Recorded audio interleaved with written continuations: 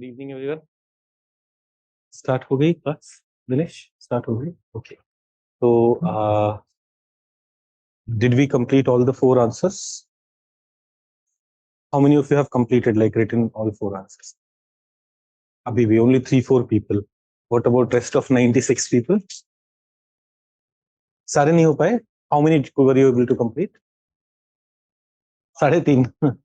That's 3 only. Completion of only 3 things, 3 questions have happened.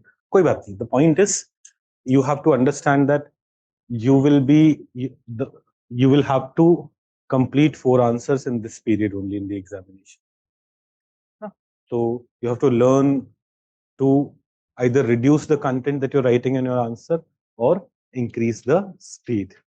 I'm hoping that when you do it for 100 days continuously, you are able to improve it, and it will be able to help. It will help you to also understand that we do not need to write a lot of content, or we do not need to learn a lot of new content. Already we know everything that is needed for writing good answers. It's just that we have to recall and use those points here. So let us quickly discuss these questions. First question was, discuss the potential of millets in contributing to climate resilient agriculture and conservation of agrobiodiversity. Climate resilient agriculture and conservation of agrobiodiversity. Introduction. Who did complete? You completed it, right? What is the introduction that you wrote? Okay. Nice. A context दे दिया. What I could have done was on this line, an introduction could have been, the United Nations declared year 2023 as the International Year of Millet. It was done to increase awareness about the significance of millet in promoting climate resilient agriculture and biodiversity protection. आप उससे question से connect कर सकते हो, because this was also one of the key aspect. You could have connected the introduction with the question, or you could have just said it was done to increase awareness about the significance of millets for climate resilient agriculture and nutritional security. Nutritional security was a key thing. इतना लिख सकते थे. This was our introduction. What kind of introduction?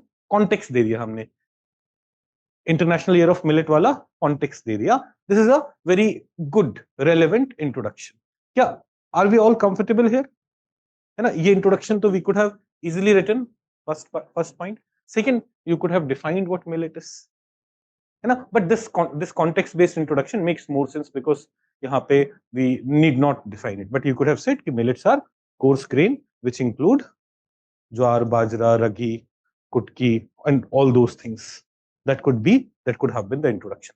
Are we all comfortable? Introduction, और किसी ने कोई दूसरा introduction लिखा हो? Yes, what did you write?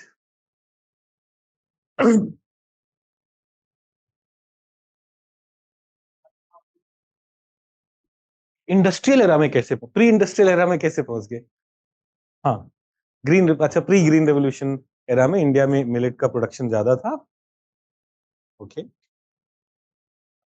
ऐसा कुछ क्या एग्जैक्टली पढ़ के बताओ ना.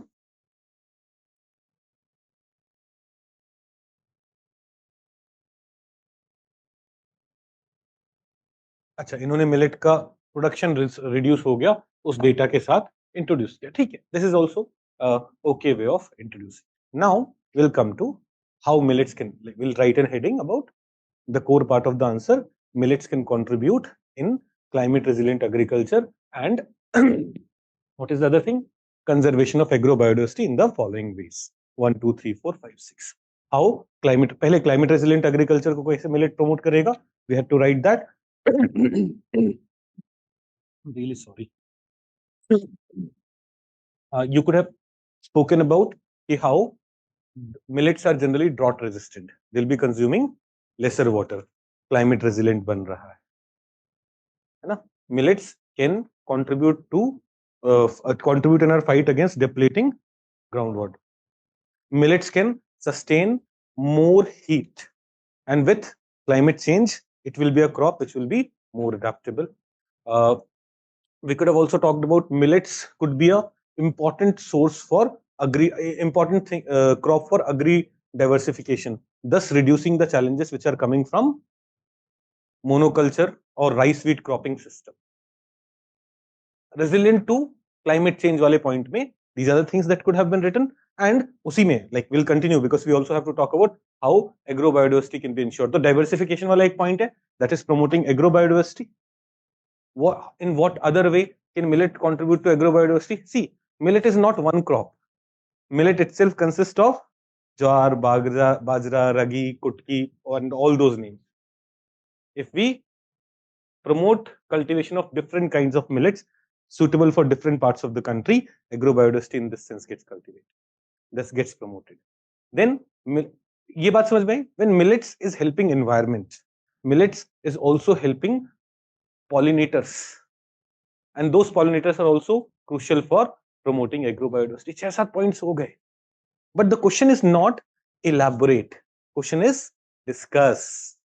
जब elaborate करने को बोला होता तो we would have just written कि how millets are contributing to climate resilient agriculture, how millets are contributing to agrobiodiversity. But the question is discuss. When the question is about discussing it, so you may also talk about it may be facing some problems right now and how do we resolve those problems. Because in discussing, while discussion will say, but right now millet is not doing all this, or millet is not able to do all this because its cultivation is very less in the country. So what should be done to promote millet cultivation? Hum diversification kaise promote kar? If you remember, there are two things. One is increasing the production of millet. Second is increasing the demand of millet. हमने ये दोनों चीजें class में discuss करी हैं. In very short, because we do not have a lot of space, in very short, you have to talk about this. कि हमें diversification promote करना पड़ेगा. We'll have to develop high yielding varieties. ये सब किसके लिए है? Production increase करने के लिए millet के लिए. Then perhaps 12 anaj system kind of thing needs to revived. Traditional agricultural practices, we spoke about it. At the same time, consumer awareness, development of food products which are innovative. यहाँ पे startups का role could be crucial. Right? बात समझ में? Easy question, not that difficult question. It's just जो पढ़ा है उसको apply करना है. So we're comfortable with intro. We're comfortable with what has to be written. Now, how do we conclude this? Discuss the potential of millet in contributing to climate resilient agriculture and conservation of agrobiodiversity. इस question में आपने conclusion क्या कैसे लिखा? How did you conclude it? हमने demands तो सारी fulfill कर ली, right? How did you conclude? How did you conclude it? Sorry? आपने वे फॉरवर्ड का एक पॉइंट लिख दिया है उसमें, ठीक है? Give me how did you conclude? बहुत जनरल कैसे?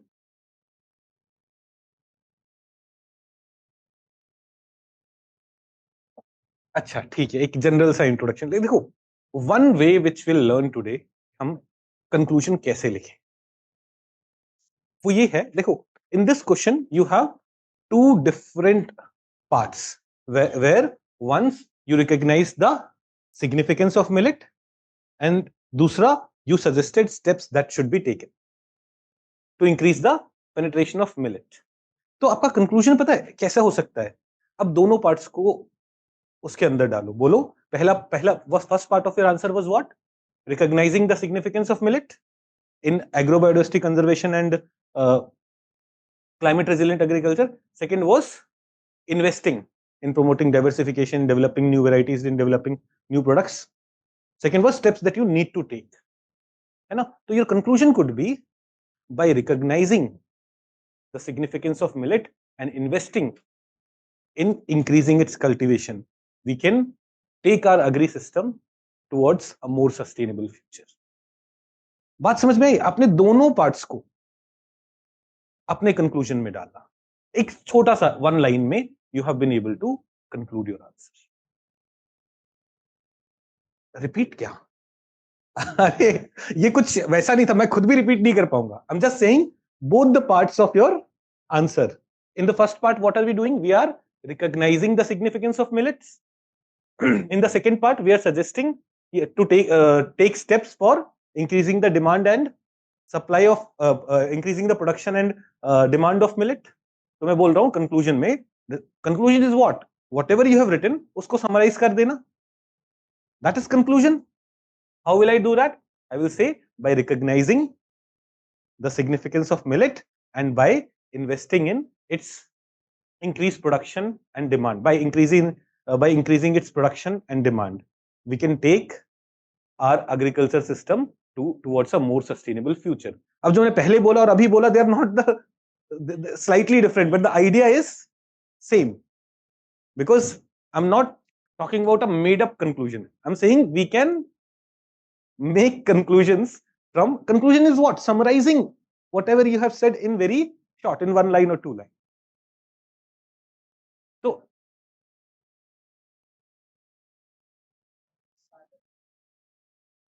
हाँ,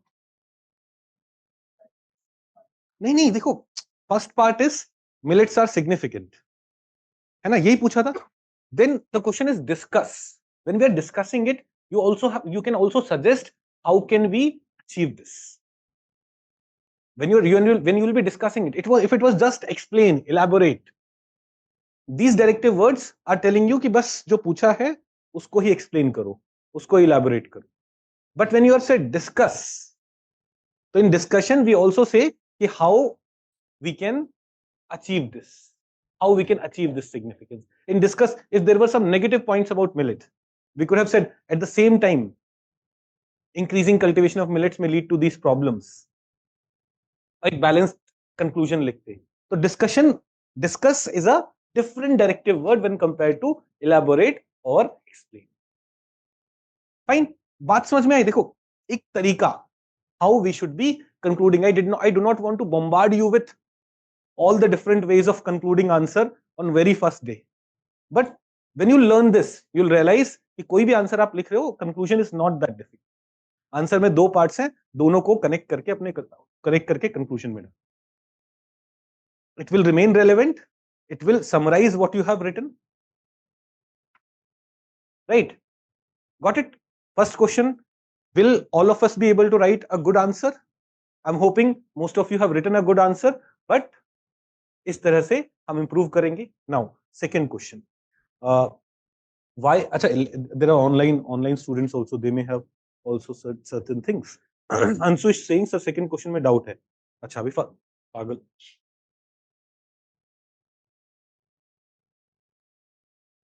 Soil health, MSP procurement, changes in consumption. Millet should be promoted due to increasing monoculture and its associated problems to make agriculture sustainable. ठीक है, general things. Let's now come to question number 2. Why has India remained highly dependent on edible oil import? In what ways can the National Mission on Edible Oil Palm, reduce this import dependency? Two question. अब देखो 10 marks, 150 words, 2 parts. इसमें बस जो 2 parts पूछे ना, बता दो, समझा दो, because you'll not have time to write anything else. In this question, how do we introduce? देखो, question is, why has India remained import dependent? In introduction, explain that we are import dependent. है ना? फिर हमारा main part of the answer आएगा, why are we import dependent? But in introduction, explain that we are import dependent. How can we explain? Data. है ना? India, for its edible oil, is 60% of edible oil that we consume, we import it. ये हो सकता है, या फिर you can say कि in financial year 2023-24, India produced 41 million tons of data. First lecture where we talked about different crops that we produced 41 million tons of oil seeds and around 13 million tons of edible oil. But this was only around 40% of our requirement. For 60% of our need, we were import dependent. The main reasons for India's import dependency are 1, 2, 3, 4. Introduction पर छोटा सा भी लिख सकते हैं कि we produced around 13 million tons of oil in 2023-24, but this was only around 40% of our requirement. For 60%, for majority of our oil needs, edible oil needs, we were import dependent. छोटा करके, what are the reasons? Introduction clear? will all of us be able to देखो in this kind of question, why is this the problem? First explain the problem and then we'll give reasons for the problem. Is an introduction. Does it make sense? Why data-based introduction here made sense? Are we all by data we are saying कि देखो this problem exists? क्या हो गया आज? AC की वजह से नहीं हुआ है. आपदा में अवसर.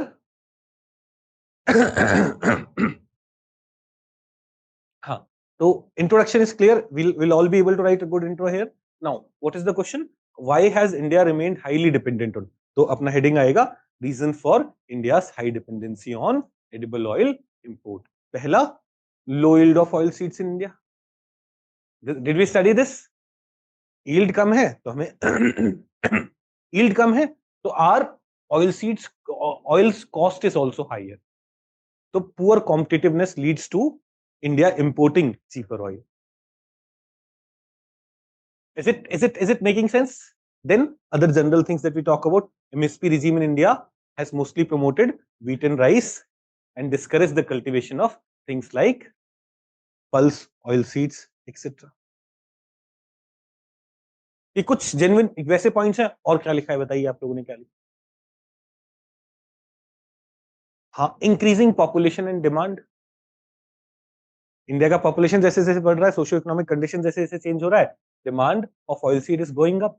हमने पहले बोला production is not increasing, demand is increasing, तो we are becoming import dependent.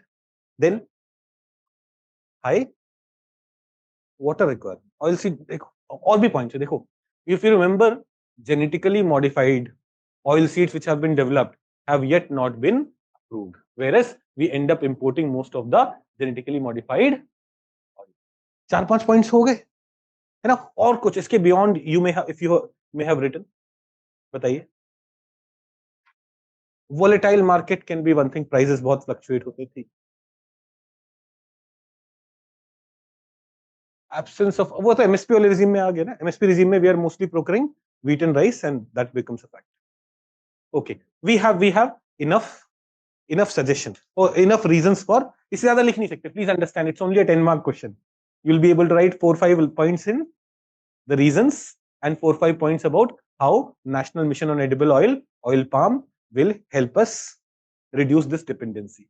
तो national mission, तो यहाँ पे second part में before directly jumping onto national mission on edible oil, you should say to reduce this dependency India has launched various initiatives. 3-4 initiatives के नाम दें. आखिरी में the last initiative will be national mission on edible oil palm. NMEO oil palm will help us reduce this dependency by 1, 2, 3, 4, 5.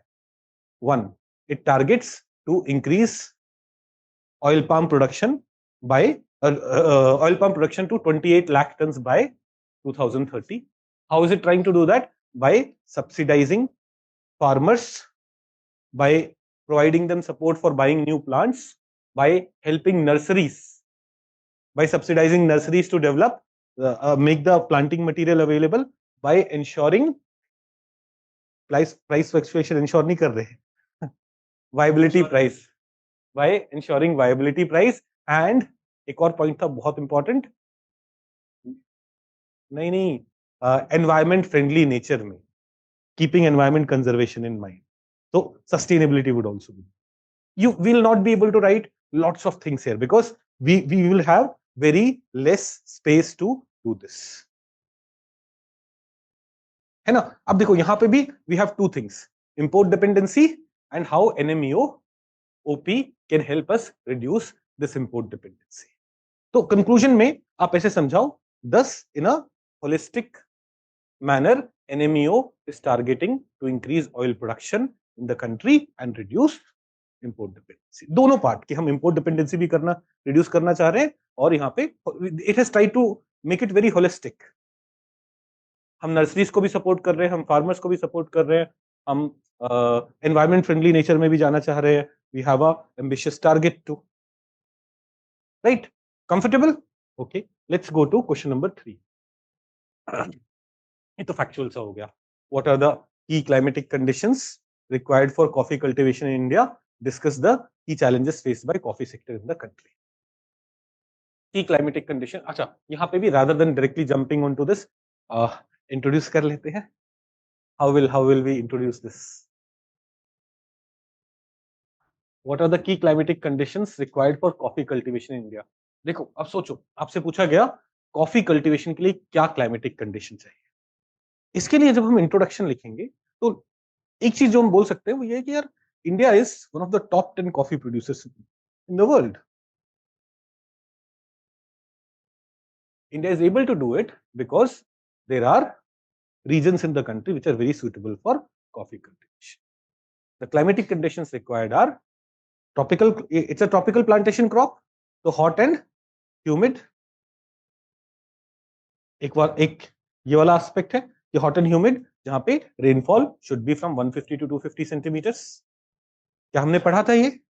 India is the only country where coffee is grown in proper two-tier shade. You talk about that aspect, and then though they have asked mostly about climatic condition, ऐसे climatic condition के बारे में बोलते time do tell this कि it's a crop which cannot tolerate frost or very cold conditions, and therefore it cannot be grown in Himalayan regions or those situations. And then briefly mention, though it has not been asked, say other than all this, coffee cultivation also requires skilled and cheap labor. दो पूछा नहीं है, climatic condition के बारे में पूछा है, उसे भी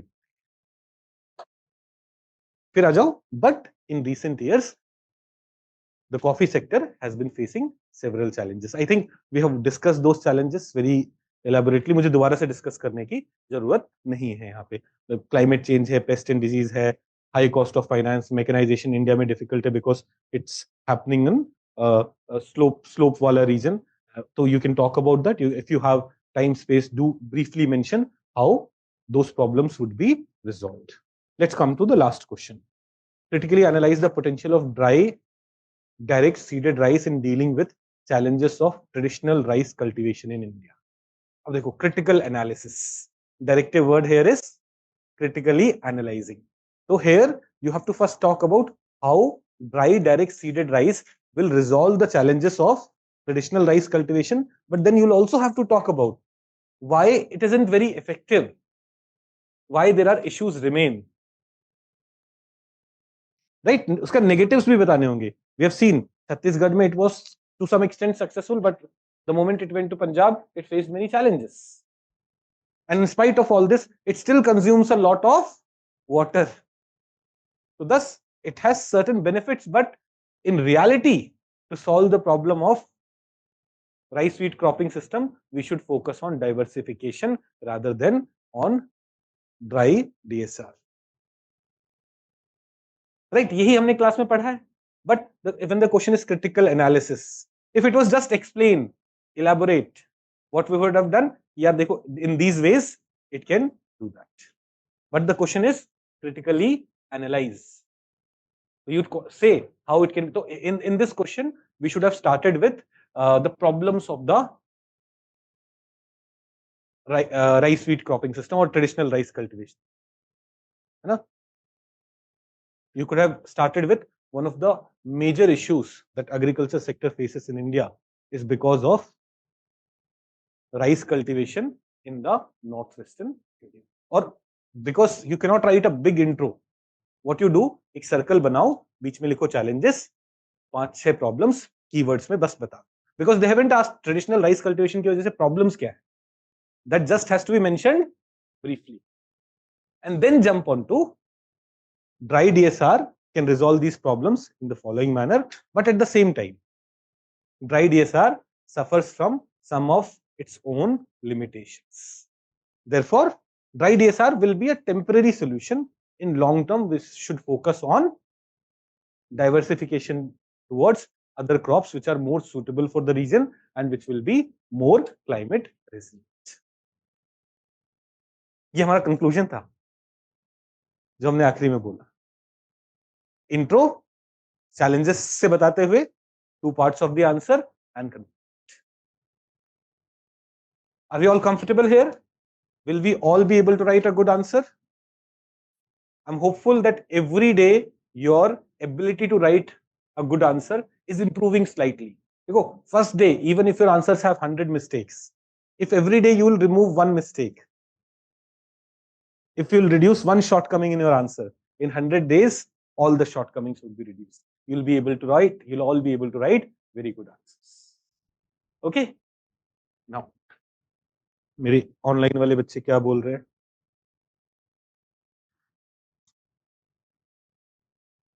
सर इन क्रिटिकली एनालाइज इंट्रो में भी चैलेंज लिखना है? क्यों लिखना है? इंट्रोडक्शन तो जस्ट आप अपने मेन पार्ट में जाने से पहले इंट्रोड्यूस कर रहे हो, बिल्कुल नहीं. सर थोड़ा सा funky intro with quotes use कर सकते हैं क्या इन क्वेश्चंस लाइक कॉफी वन? हाँ, कर सकते हो यार, कॉफी का सिग्निफिकेंस थोड़ा सा बताते हुए, है ना? वैसे आप कर सकते हो डेफिनेटली, मतलब but it should be in context. It can be innovative, it can be funny, but it should not be a joke. It should be funny. It may be something which may make a person laugh, make a person smile, but it should be in context. What I have written in intro, the rising coffee culture in youth and the working masses where morning begin with a cup of coffee has increased demand for coffee cultivation and created attractive markets in India and abroad. अब देखो, the problem with this kind of introduction is क्या हो रहा है? You see, the problem with this kind of introduction is you have to be absolutely sure. हाँ, आपने data लिख दिया कि it is increasing demand and when challenges we are saying that demand is getting affected. So this kind of intro is a good intro, but not, there are some issues. You will, the evaluator will find तूने intro में तो बोला demand बढ़ रहा है, इसलिए agriculture cultivation बढ़ रहा है, एंड देन यहाँ पे तो बता रहा है नहीं, there are challenges. Coffee cultivation is facing competition from Pusa. So these things have to be kept in mind.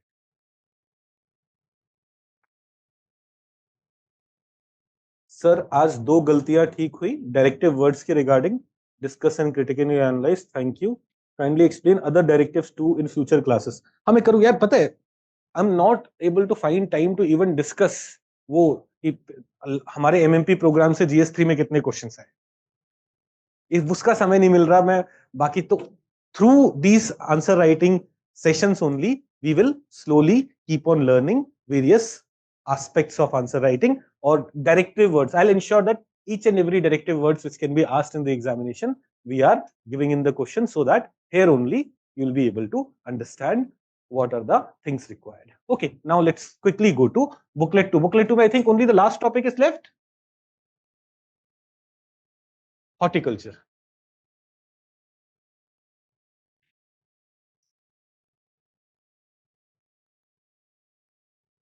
Horticulture. We have seen when we were analyzing PYQs in the first class, we saw that there were questions from horticulture also.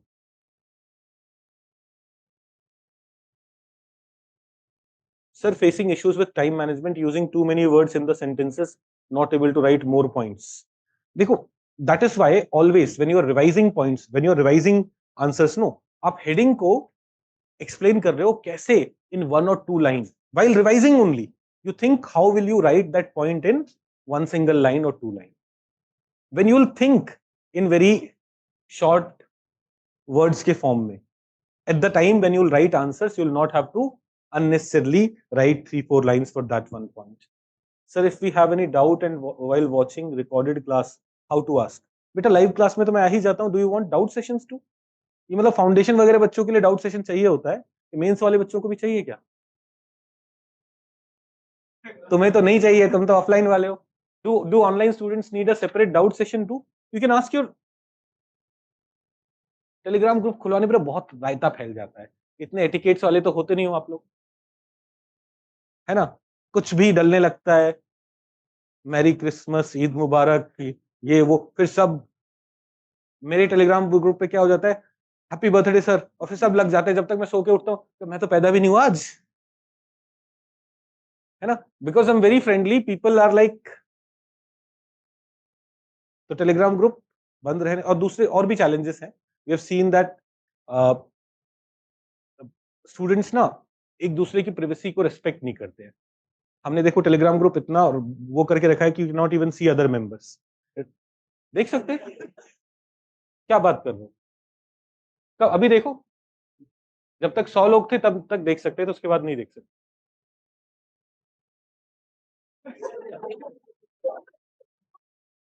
कैसे? अबे मैं तो देख सकता हूं।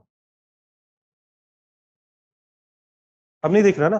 पहले 100 students तक वो ऑफ नहीं हो सकता, वो ऑफ है ना। तो पॉइंट इज क्या होता है, अब इसके जैसा लड़का सारी लड़कियों का प्रोफाइल देखे, सबको हाय। हाँ नहीं करते, मैं मजाक कर रहा हूँ भाई, ये मजाक कर रहा हूँ। I do not even know you, मैं ऐसे कैसे? तो द पॉइंट इज प्रिवेसी, इसलिए उसे बंद करके सब कुछ करके रखना पड़ता है, so that everyone is safe and secure. It's our responsibility to ensure that बच्चे परेशान भी ना हो। ठीक है? Do all of you have my number? नहीं है? चलो, I'll write down, I write down my number.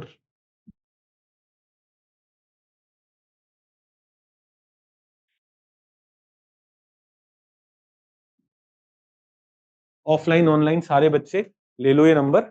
If you have any issue message me, if it will be a common doubt I will answer it in the group so that everyone is able to understand it, but only academic doubts, nothing else. I'm very strict about it. Sir मुझे इस course में discount दिलवा दो, sir मेरी girlfriend भाग गई, मेरा पढ़ने का मन नहीं लग रहा, सर मेरा बॉयफ्रेंड कहीं और अफेयर कर रहा है, नहीं मैं नहीं इंटरेस्टेड हूं भाई, सिर्फ पढ़ाई के डाउट्स। क्योंकि I have my number is with thousands of my students.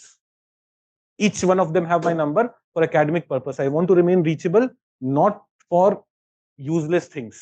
अगर आपका mental health issues चल रहे हैं, come and take session with Sonali ma'am. She's an expert, not me. है ना? तो बाकी बस एकेडमिक डाउट्स आप मुझे भेजेंगे और कोई चीज नहीं। सर मुझे एंथ्रोपोलॉजी के इस कोर्स में एडमिशन लेना, अबे रिसेप्शन पे जाके बात करो।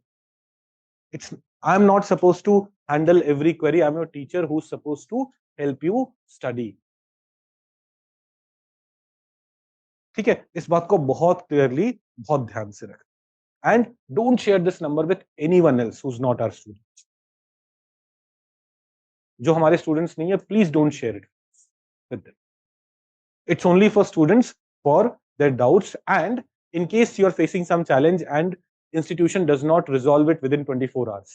आपने कोई मेल किया कोई इशू को लेके, 24 आवर्स में वो रिजॉल्व नहीं होता है, उसका स्क्रीनशॉट लेके मुझे भेज। This keeps everyone on toes. This ensures that all your concerns are taken care of. Your time is valued, but nothing else. I'm not going to entertain any message which does not have academic और 24 hours होने के बाद भी आपका issue resolve नहीं हुआ। Other than this I am not handling anything else. For anything else जो official mechanism है वो please understand. Initially when I started teaching in 2016-17 I was teaching 10-15 students. मैं उन सबके सारे जीवन के दुख देख सकता था। अभी that's not the case. If all of you start messaging me about other stuff, sir मेरा ये नहीं हो रहा, मेरा वो नहीं हो रहा, ऐसा नहीं हो रहा, वैसा नहीं हो रहा, and I'll start replying to all of it, I'll not be able to teach, I'll not be able to prepare. ये सब प्रिपेयर करने में, क्वेश्चंस बनाने में, ये सब करने में बहुत टाइम लगता है, and each and every word I teach has been prepared by me. Each and every notes that you are getting, जो मैं दे रहा हूँ, has been typed by me, has been formatted by me.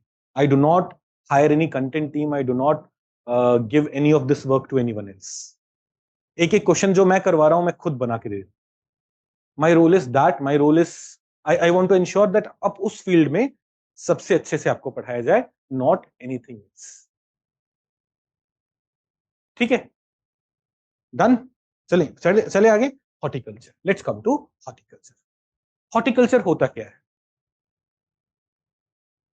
फल फूल उगाना, फल सब्जियां फूल, growing all these things is horticulture. Now when a question on horticulture comes, one is you will explain कि horticulture consists of, horticulture sector comprise of a wide array of crops from fruits and vegetables to nuts, spices, medicinal plants, flowers, plantation crops, provide many opportunities for income. They provide many opportunities for income generation. That is one. by explaining what horticulture is. Other is you being able to give data about horticulture. How much is our horticulture production? In 2023-24, as per Department of Agriculture and Farmer Welfare, we produced 353 million tons of horticulture crops. What is the food amount of food crop that we produce? Around 330 million tons. 329 वैसे है, but around 330 million tons. What is the horticulture output? 353 million ton, which has slightly reduced. उससे पहले it was 355 million tons. Now, before we go into anything, एक तो data हमें समझ में आ गया. Data-based introduction, if we have to write, we'll be able to write that. We'll be able to write definition-based introduction in a horticulture crop. If it's there, will we be able to write? Will we be able to explain what is horticulture? Will we be able to explain data, how much we are producing? Now, a very important part. Tell me this. हमने ज्यादा area horticulture cultivation को दे रखा है crop cultivation? Crop 3-4 times more. Horticulture has been given very less space, very less area. Output of horticulture is much higher. Tell me this. Price कौन ज्यादा fetch करता है? Horticulture, right? गेहूं चावल से तो ज्यादा horticulture in much smaller space is giving you much bigger output, fetching you better price. इससे we get to understand its significance very clearly. Why horticulture is very crucial, why horticulture is very important, why do we need to expand it? है ना? This is one thing. There are other aspects of horticulture. We'll come to that. अभी के लिए समझो, the area under horticulture cultivation is around 30 million hectares, which is 125 million hectares for crops. इसका it's around 30 million hectares. For crops, it's around 125 million hectares. Now, another thing is, when we look at horticulture ka global comparison, India is the second largest producer of fruits and vegetables. Largest is China. But there are some fruits and vegetables where India is the largest producer. For example, mango, banana, coconut, cashew, papaya, pomegranate, or spices. We are not only the largest producer, but also largest exporter. For some things, we are doing way better. Now, why is horticulture sector significant? Introduction, I hope now we'll all be able to write a good introduction. We'll be able to define horticulture. We'll be able to write data about horticulture. Around 30 million hectares में हम क्या कर रहे हैं? Horticulture grow कर रहे हैं, but the output is around 353 million tons. Then we have another data. India is the second largest producer of fruits and vegetables in the world after China. And in case of some fruits we are the largest producer. In case of spices, we are the largest producer as well as exporters. बहुत सारा data आ गया, बहुत सारा जो fodder material that we need for in case we do not have any idea कि आप introduce कैसे करें, we'll be able to do that. Now, why is horticulture sector significant? देखो, वैसे तो we understand the main significance, but here we're starting with the horticulture sector ensures food and nutritional security. Most of the vitamin, mineral that we get in our food, a large part of vitamins. When doctors say आपका vitamin consumption बढ़ना है, क्या बोलते हैं? फल और हरी सब्जियां खाओ. Right? So, in order to ensure food security and nutritional security, it is crucial. It is also crucial for increasing income of farmers. Right now, farmers are cultivating crops, food grains in 127 million hectares and only producing 330 million tons of, roughly 329 million tons of food grains. But we are producing horticulture only in 28.98 million hectares, and our output is 353.19 million tons. It indicates what? That productivity of horticulture crops is much higher. Price of horticulture crops are much higher. And thus, when we are thinking of increasing the income of farmers, we also should think of diversification, not only in millets and pulses, but also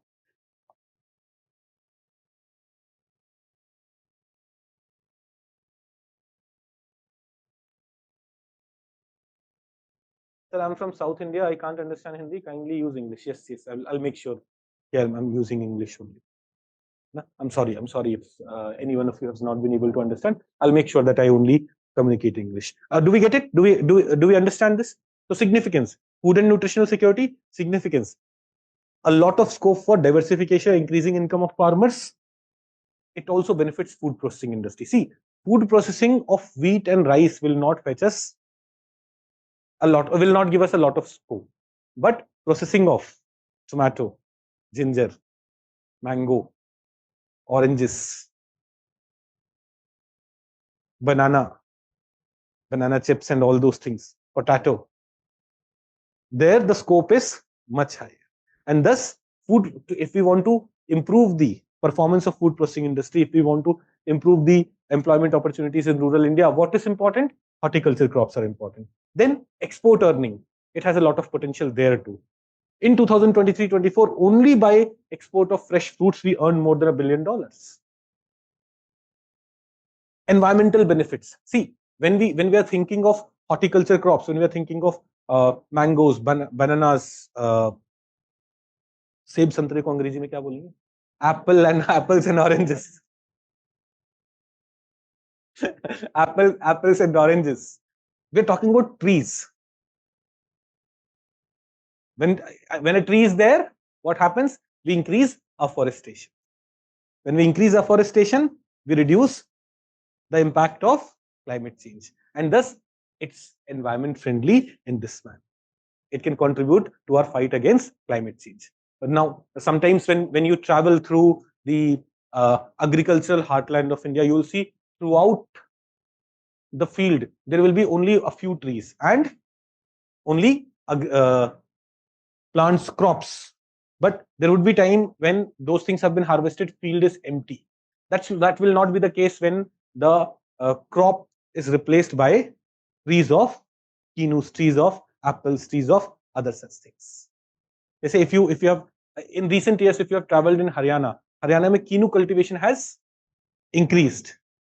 In those villages, when you will travel, you'll find that somehow at the center there is one large field where a lot of quinoa plants are there. It is increasing greenery. It is increasing the ability to absorb CO2.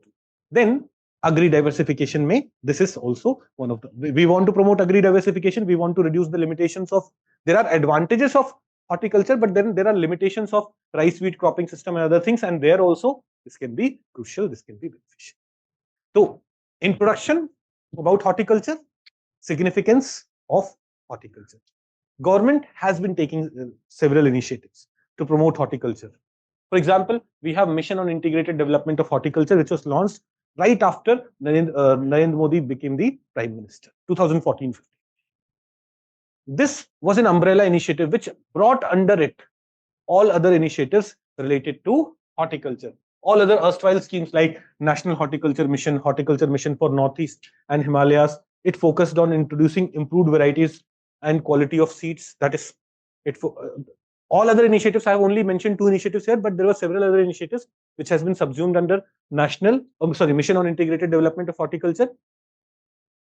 So all the steps which were being taken under those initiatives, for example, seed improvement of availability of plants from nurseries,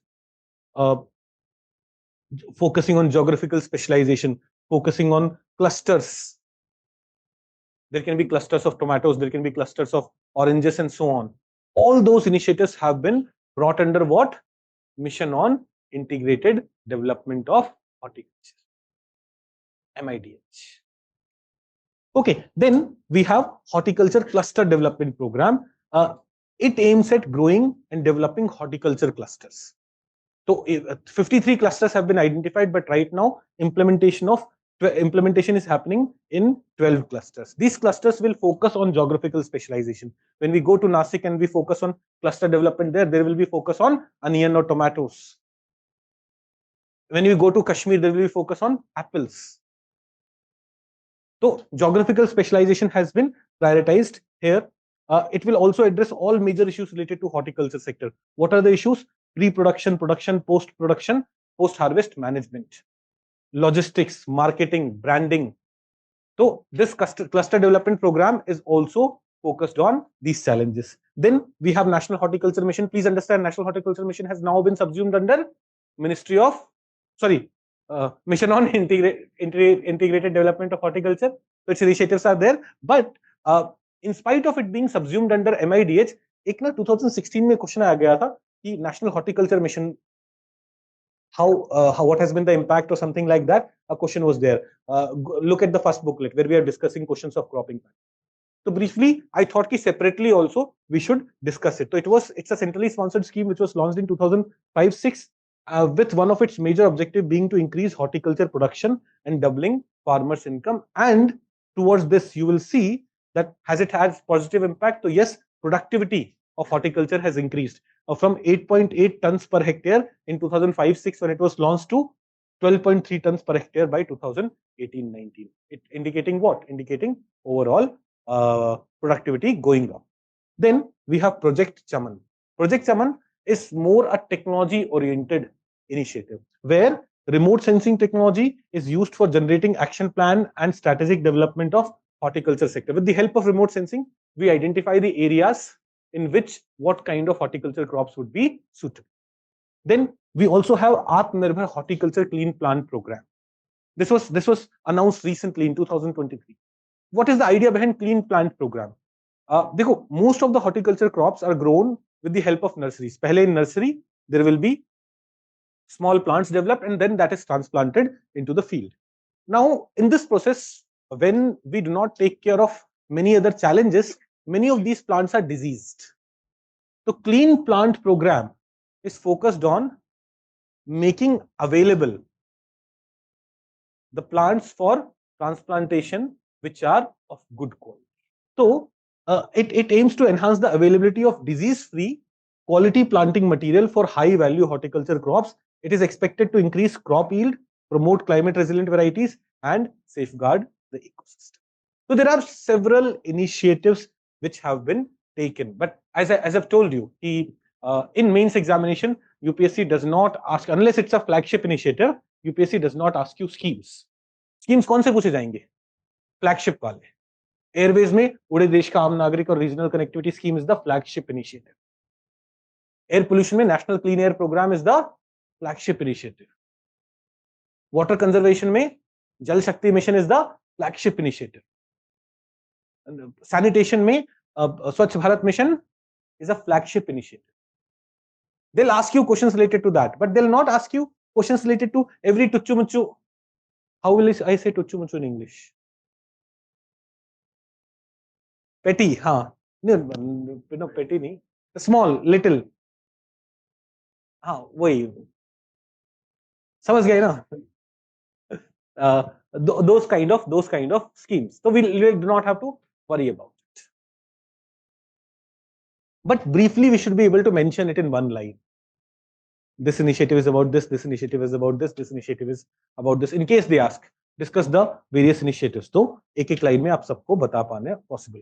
Now, what are the challenges faced by horticulture sector? देखो challenges में we will come to these challenges that we have mentioned. The fragmented land holdings. So most of the farmers are small and marginal.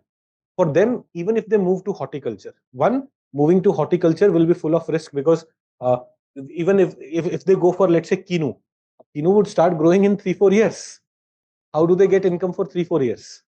Do they have skills? Do they have awareness? Do they have significance? Do they have inputs available? No. This is one challenge. You will see in Haryana or in other parts of the country when people are moving from traditional crop varieties to this, it is the well-off farmers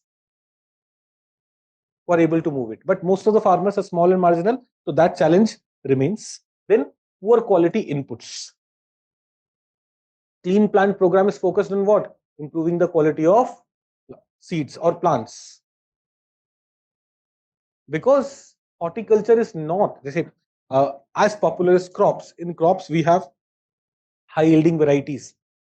We have Krishi Vigyan Kendra doing a lot of cluster demonstration to help farmers.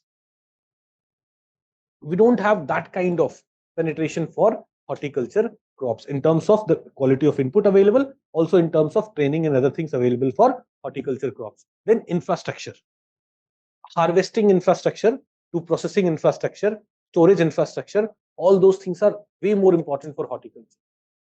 आप टमाटर को harvest करने के बाद you cannot just keep it in a big bora like you keep wheat and rice.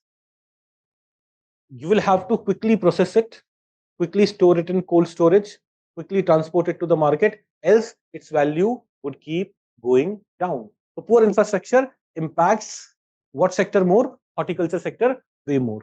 Then poor marketing situation. We'll see that farmers sometimes end up throwing all their tomatoes because the prices that they're getting is very less. And then there would be some years when we are buying tomatoes in 150 and 200 rupees per kg. There was a time when chicken भी 200 रुपए kilo में मिल रहा है, टमाटर भी 200 रुपए kilo में मिल रहा है. I'm like, क्या चल रहा है? Then lack of awareness, skill training, pests and diseases, those are certain other things. Excessive use of pesticide, insecticides, as well as antibiotics. This I think we have been discussing. I've in the past spoken about pomegranate, anar creating problems, creating issue. अनार में a lot of pesticides being used. तो India में organic horticulture को promote करने की जरूरत बहुत ज्यादा है. ऑर्गेनिक सॉल्यूशंस निकालने की स्टेप्स बहुत ज्यादा है. And then climate change. See traditional areas where apples grow in cooler regions, right? What's happening? Because of climate change, their productivity is getting affected. One of the topics that we're discussing today is tomato. Why all of a sudden in July, August we face scarcity of tomato? There is a seasonality issue ki yes, in this period less vegetable is harvested, less tomato is harvested. But the issue is, in recent times we are facing a lot of untimely rainfall, which is damaging the crops of tomato.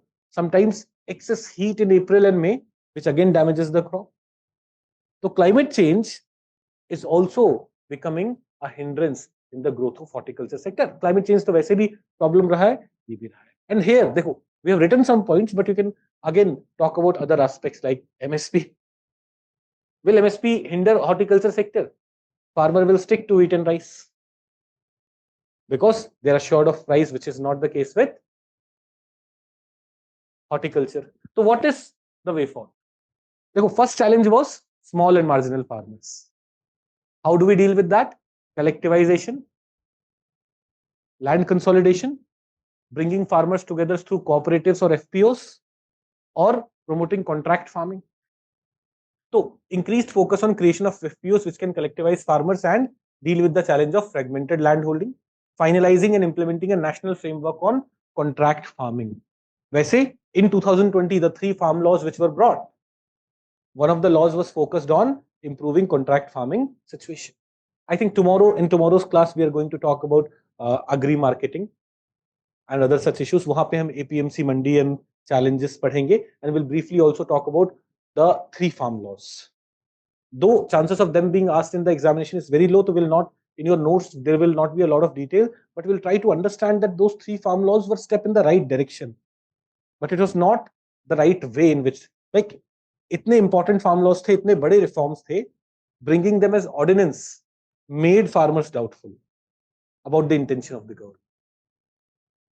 This created a problem. So democracy and taking everyone together is also crucial when we go for big reforms. There were some issues in the laws, but in general, those laws were step in the right direction. So if the laws could have been introduced after consulting all the stakeholders, if the bill could have gone to parliamentary standing committee, they could have suggested some changes, some problems, some places where there were conflict of interest. We could have come up with, it may have taken a longer period, it may have taken a period of 1 year, but it could have led to long-term effective reforms for which we have been waiting for last 20-30 years. The points which were there in the law have been recommended by almost all the committees related to agri marketing reforms in last 30 years. It's not something that this government was trying to do. Right from 1990s, jitne bhi committees bani hai, they had recommended similar provisions.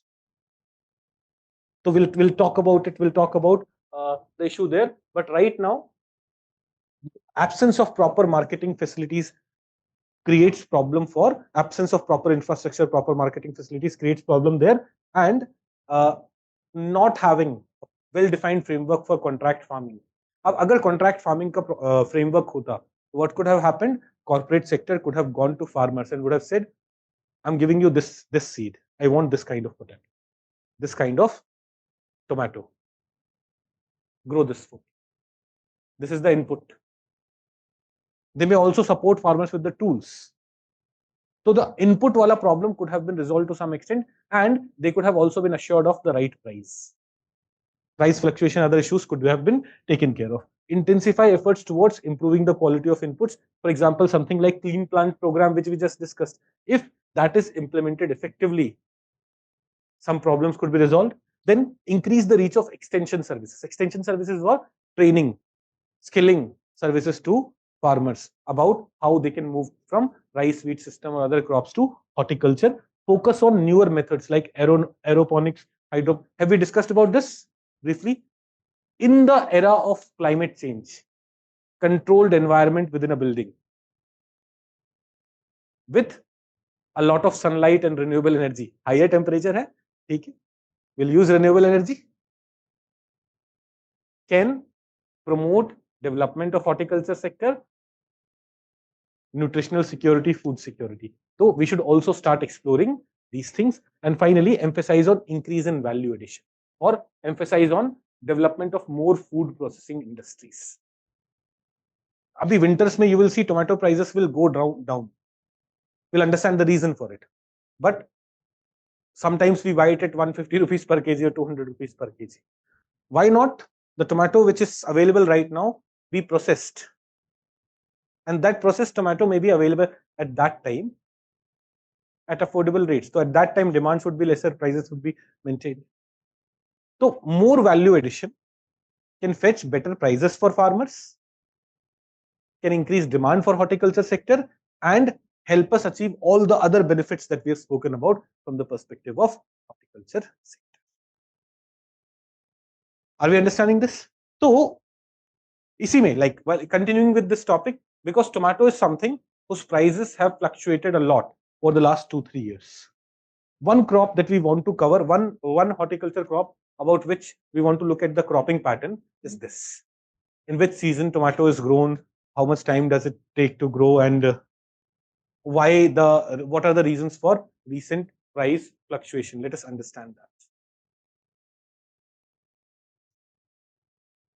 Tomatoes.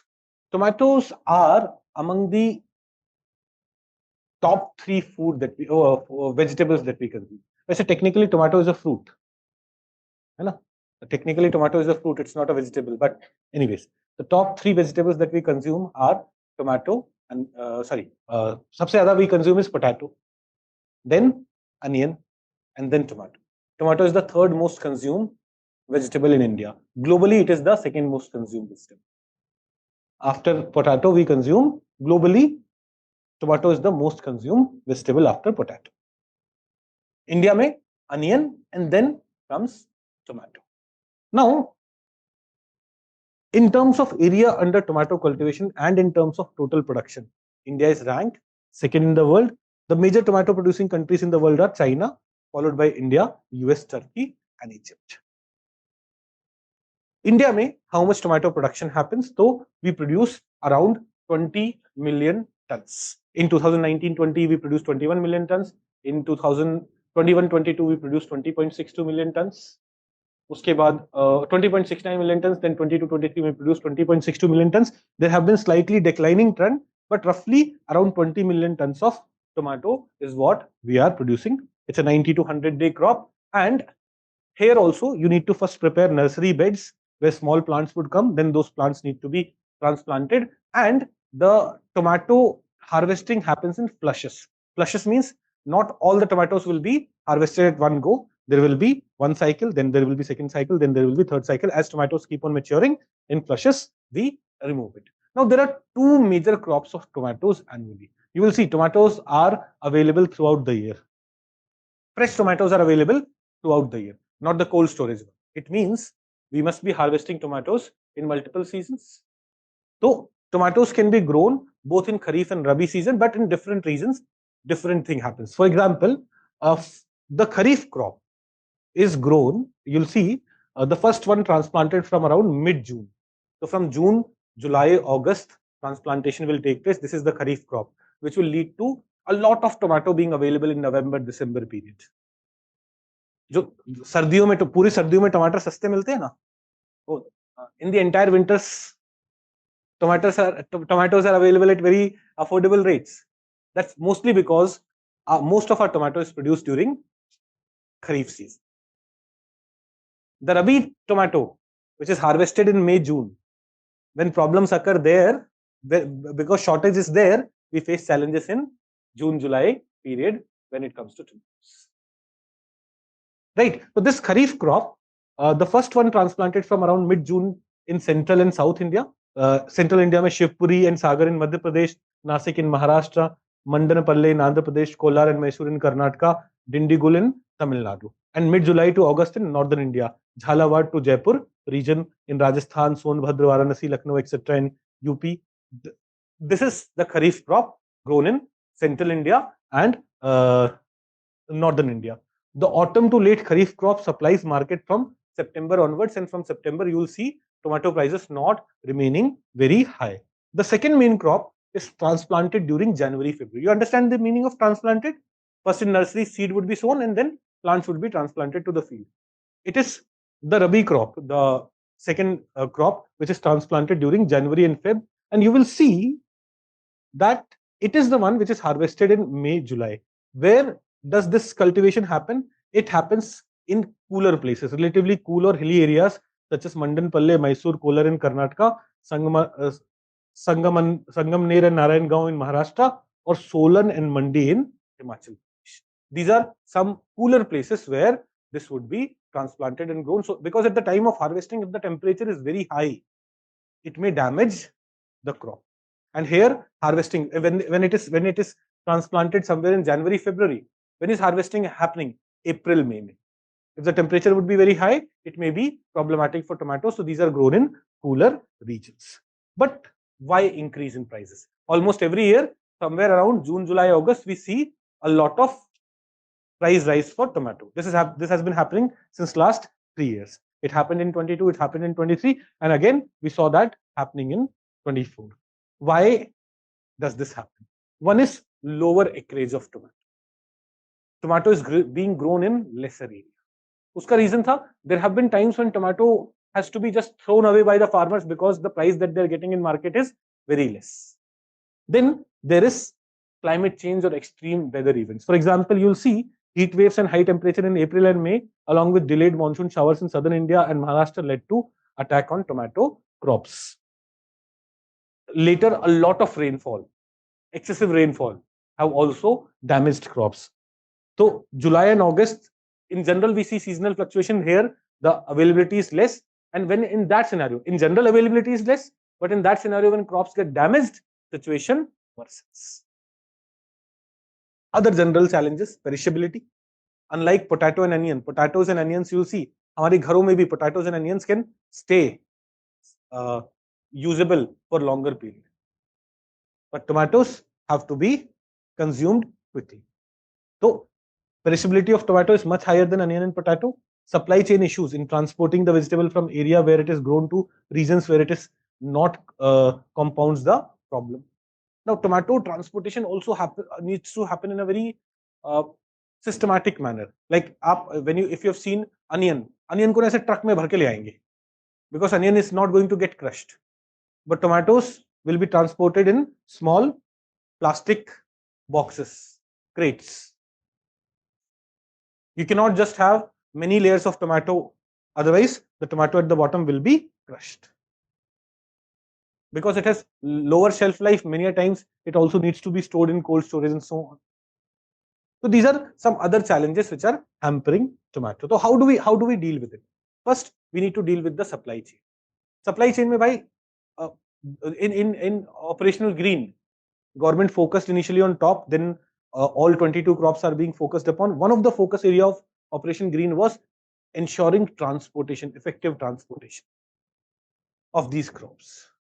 We have to study, understand why Operation Green hasn't been as effective.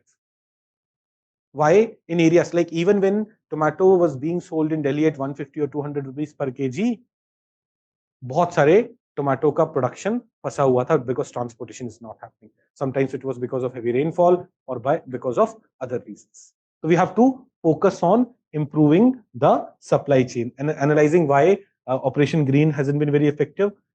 Then government should also identify pre-existing cluster and invest in infrastructure in these areas, like places where tomato is grown. There we need more cold storage facilities so that we'll be able to store it for longer period if transportation facilities and other such things are delayed. Improvement of connectivity in hilly areas. Solan, Himachal mein, those are also the places from where we are supposed to get tomatoes. This gets affected, like during monsoon or other situation, the availability, the transportation availability from these places suffer. Then not assuring right price. This is another challenge. That was another challenge. So we need special MSP for top crops, at least for onion and tomatoes.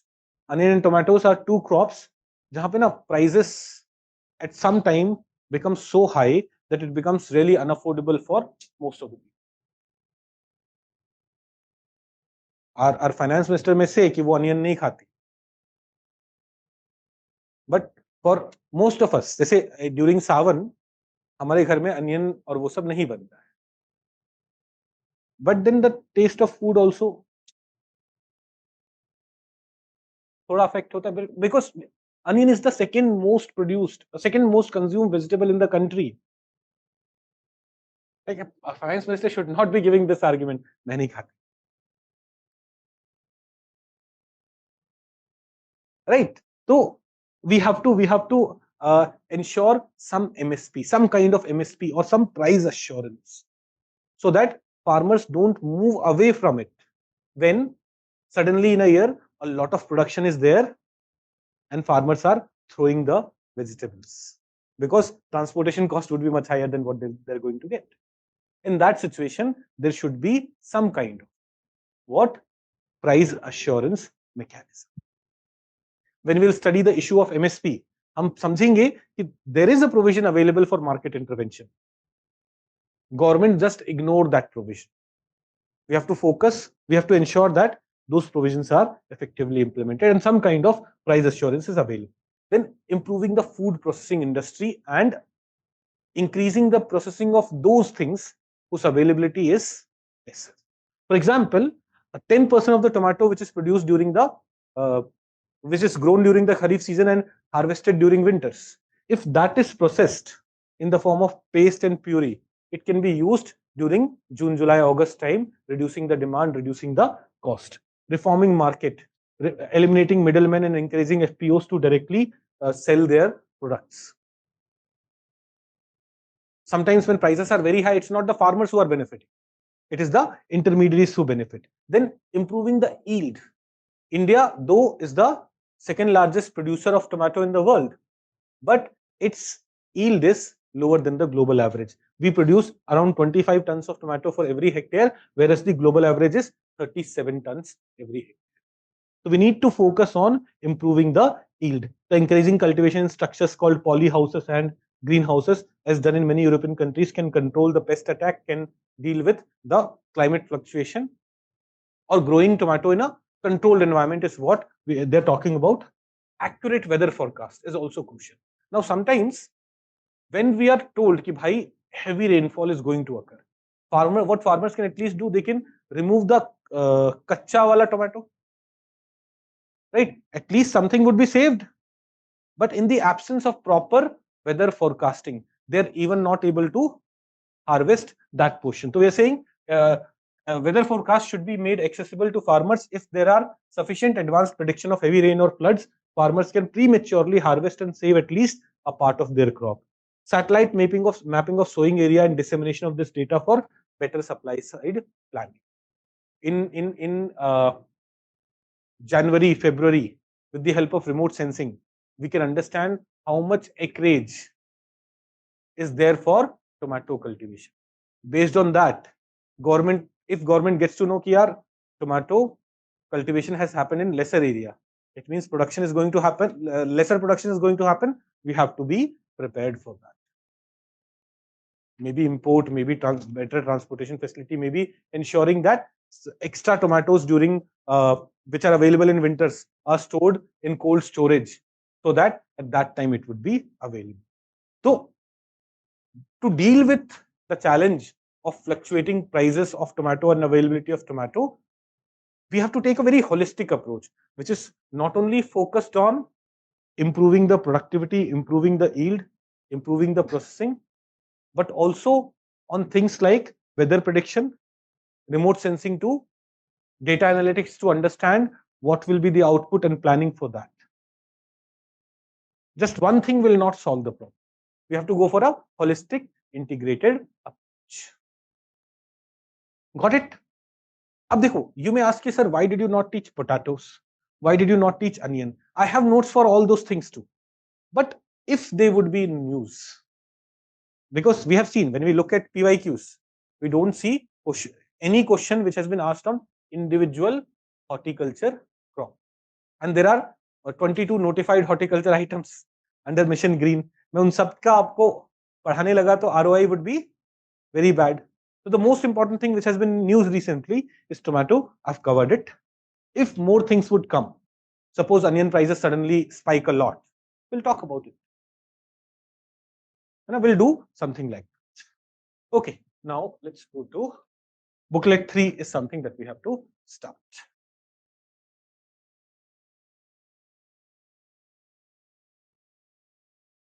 देखो booklet 2 में one thing that is there in syllabus that we want to cover is irrigation, different types of irrigation, different types of irrigation system and storage. ये आपके syllabus में है. But before that, I'm also covering things like capital formation in agriculture, Agri-Credit, Agri-Insurance. Agri-Insurance तो बाद में cover करेंगे. These things are not mentioned in syllabus. These things are clearly not mentioned there कि capital formation in agriculture वाला point या फिर Agri-Credit का situation क्या है या फिर Agri-Insurance. But Agri-Insurance पे they have asked questions. Capital formation in agriculture sector is a very important topic discussed in the Economic Survey of India this year. Agri-Credit पे budget में always there's a discussion. This year we are increasing the target of Agri-Credit to more than 20 lakh crore rupees and so on. So these things remain a lot in news. So though not specifically mentioned in syllabus, we will be prepared. As I've told you, for GS3, it is my responsibility to ensure that each and everything that you need for your preparation is there in your notes. I'll also come for some current updates for GS2, but GS3 mein each and everything which is there in the syllabus is my responsibility. That is why कुछ चीजें जो syllabus में नहीं भी हैं पर important है हमारी preparation की. We will make sure that those things are there in your notes. Your source of study, your source of preparation for GS3 should be these notes. Your main source of revision, your main source of study should be this. Okay, let's start with the topic of capital formation in agriculture sector. Now, before that, there are some online doubts. Himangi Madake is saying, it's understood that due to rain, there are chances that the tomatoes might rot and thus prices are high. But in winters, aren't these chances of frost? Nee, beta, dekho, please understand. When we say that coffee cannot survive very cold conditions, if that would have been the situation with tomatoes, we would have talked about that too. How come the supply is adequate during the winter month? Beta, during winter month, supply is adequate because most of our acreage, most of our production is happening in those regions where tomato is grown during Kharif period and harvested starting October. So September, October, November, December is period may will have a lot of tomatoes available because we are growing a lot of seasonality. Rabi tomato, the tomato which is transplanted at the time of winters, that's transplanted in much lesser area.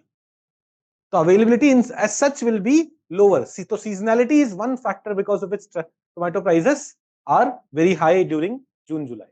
And with the issue of seasonality, other problems also, when other problems are also intersecting, it becomes a bigger issue.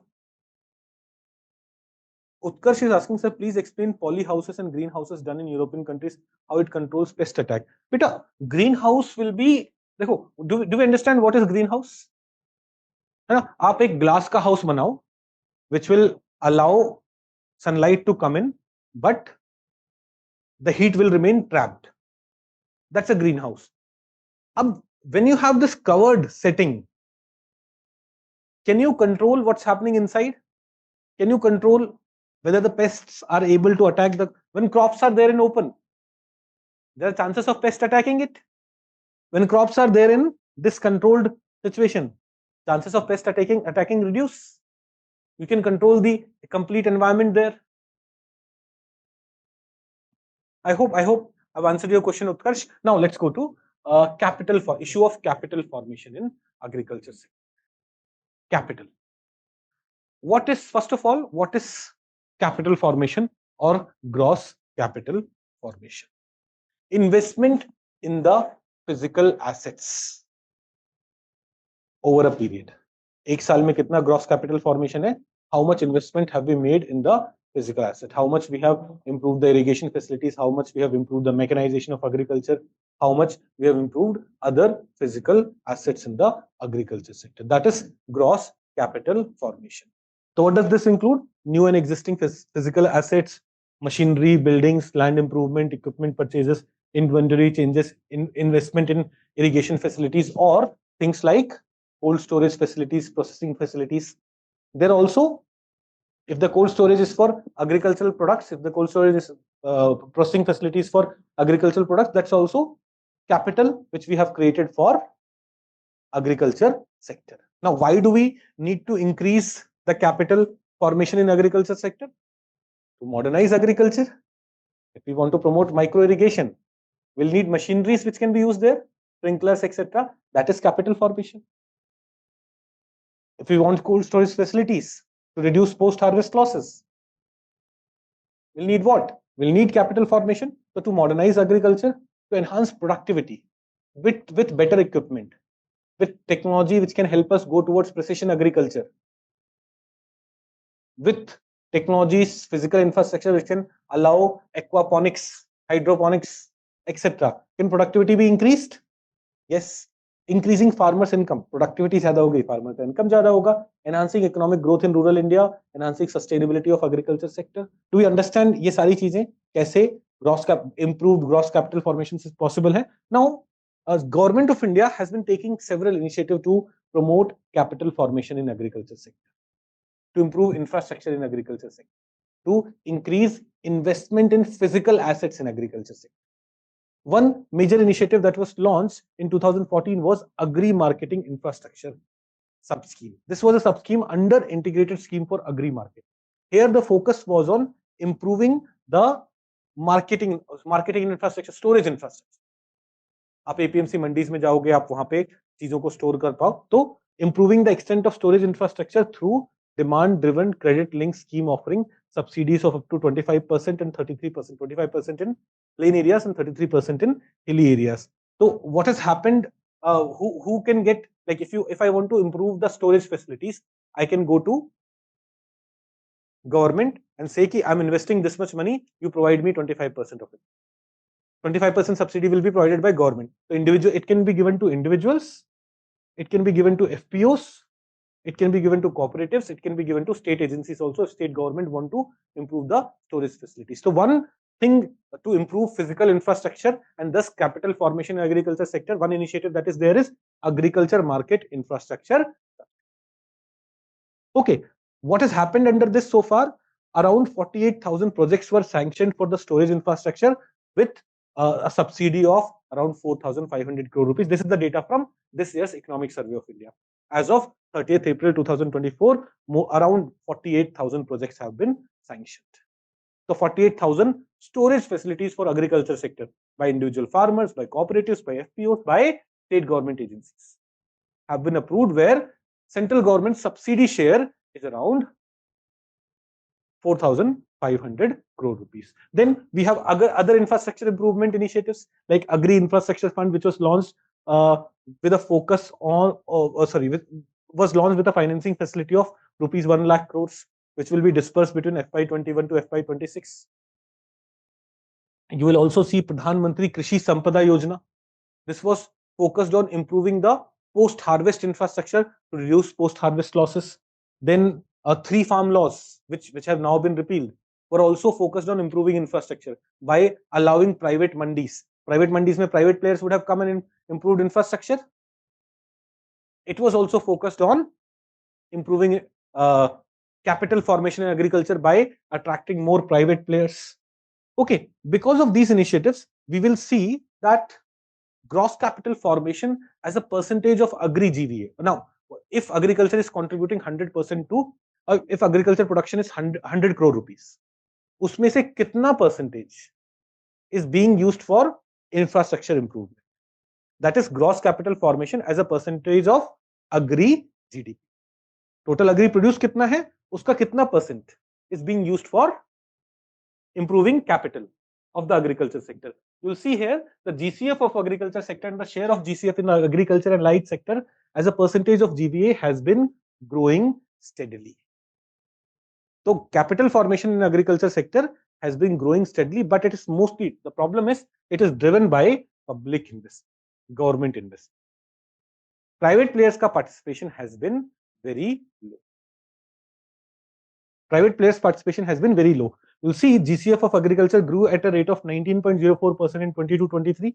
GCF earlier was 17.7% in 21-22. It's showing an increase. In fact, if you look at this entire period, 2016-17 to 2022-23, GCF on an average was 9.7%. Average of this period is 9.7%, but it increased to 19.9% in 2022-23, indicating that gross capital formation in agriculture is going up. If our agriculture output is 100 crore rupees, today around 20 crore rupees का हम capital formation भी कर रहे हैं. Capital formation is basically increasing investment in agriculture. If we increase investment, what happens? In future, output increases. Okay. Why is there a need of improving this further? देखो, in this period, 2016-17 to 2022-23, our GCF on an average has been 9.7%. But as per the doubling farmers income, the DFI 2016 report, if we want to double farmers income, our GCF should be around 10.4%. तो इस number से अभी भी average of long-term average is lower. So we need to increase gross capital formation in agriculture sector even today. What are the key hindrances? What are the factors because of which we are not able to increase capital formation in agriculture? एक तो first problem, small and fragmented land holdings. Small and marginal land holding. अब छोटे-छोटे land है, उसके लिए कौन micro irrigation tool खरीद रहा है, कौन ट्रैक्टर खरीद रहा है, कौन हार्वेस्टर खरीद रहा है, right? English. When there are small fields, people are less motivated to buy harvesters, tractors, and other such equipments. Capital formation, the scope of capital formation reduces. Got it? Then poor participation of private sector, whose share has remained below 2%. Most of the capital formation has been created through government support and not private player support. Public investment has grown, but subsidy bill takes a lot of the government spending on agriculture. So while government is spending a lot of money, but most of it is not going for capital formation.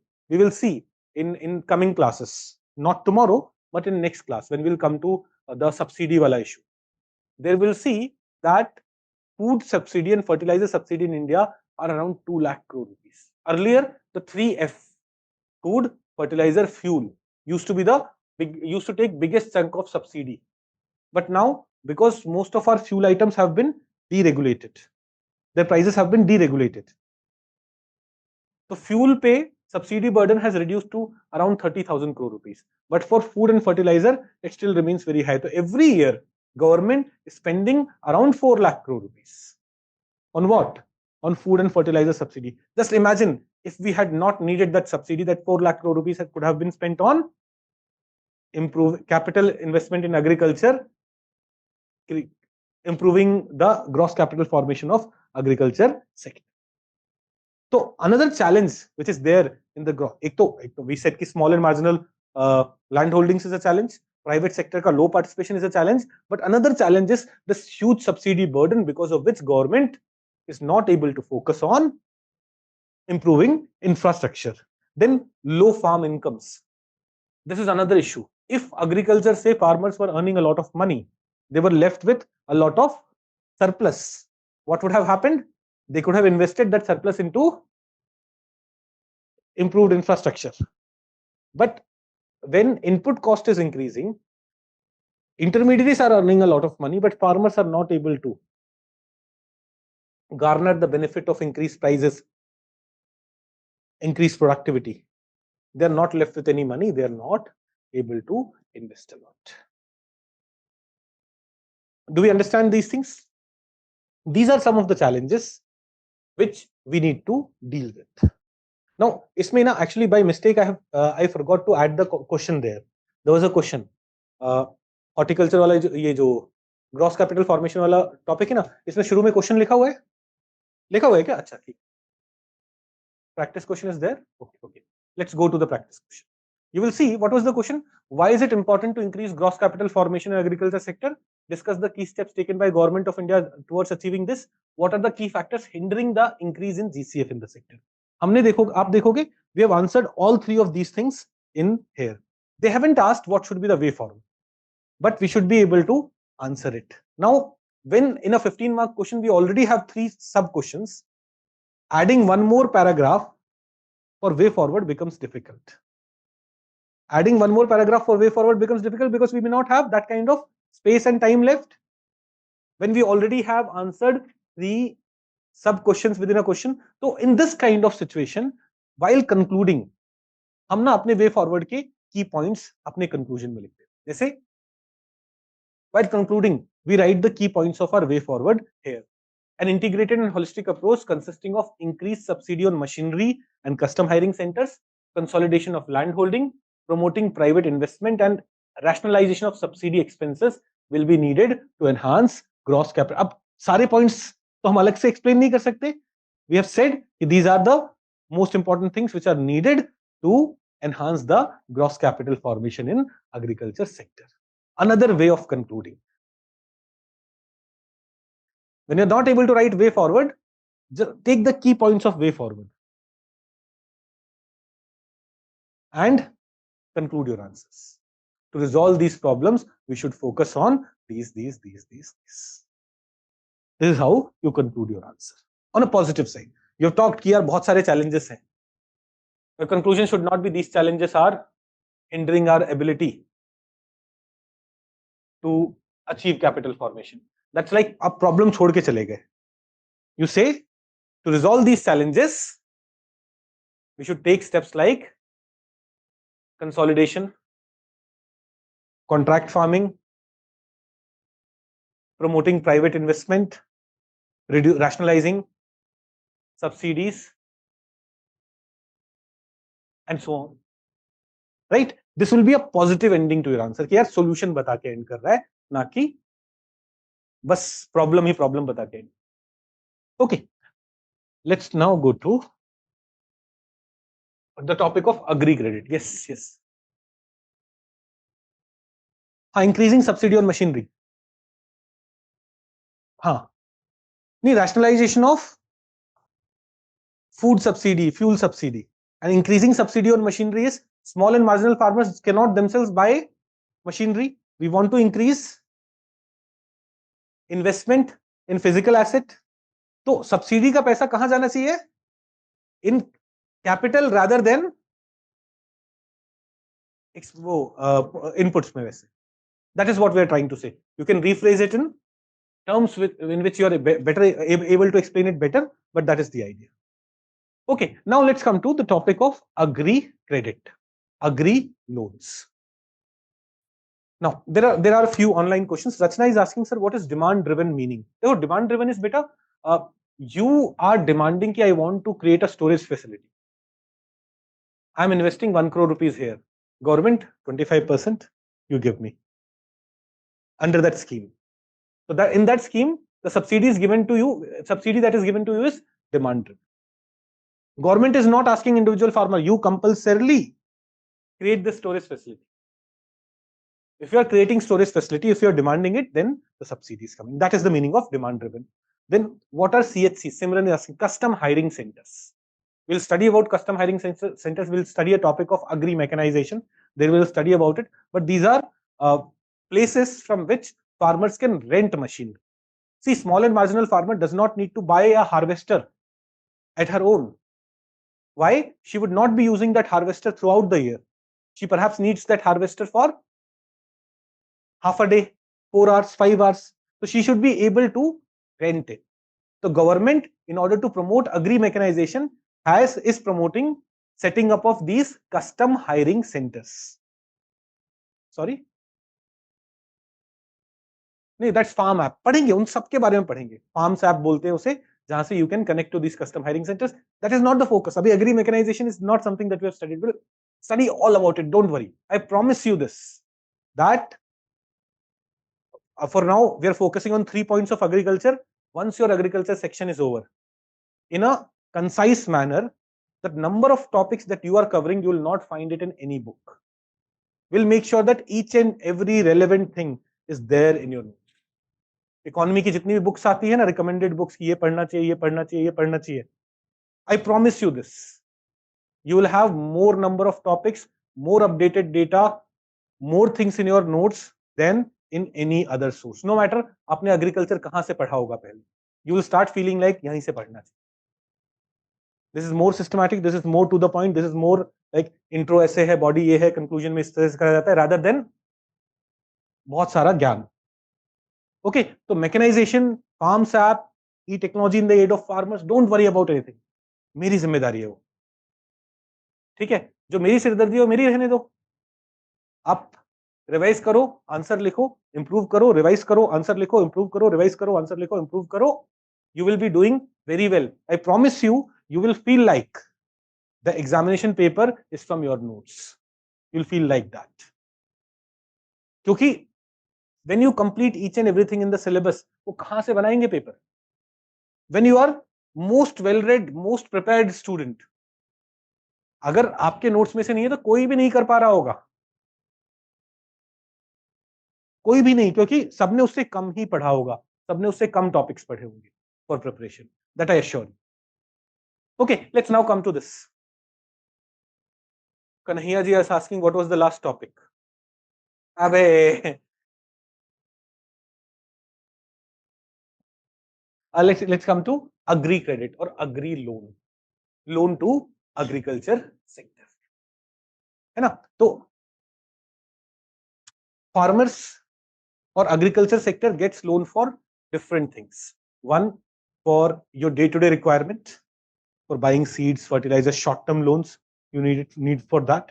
You need short-term loans for this purpose. You want to buy seeds, you want to buy fertilizers.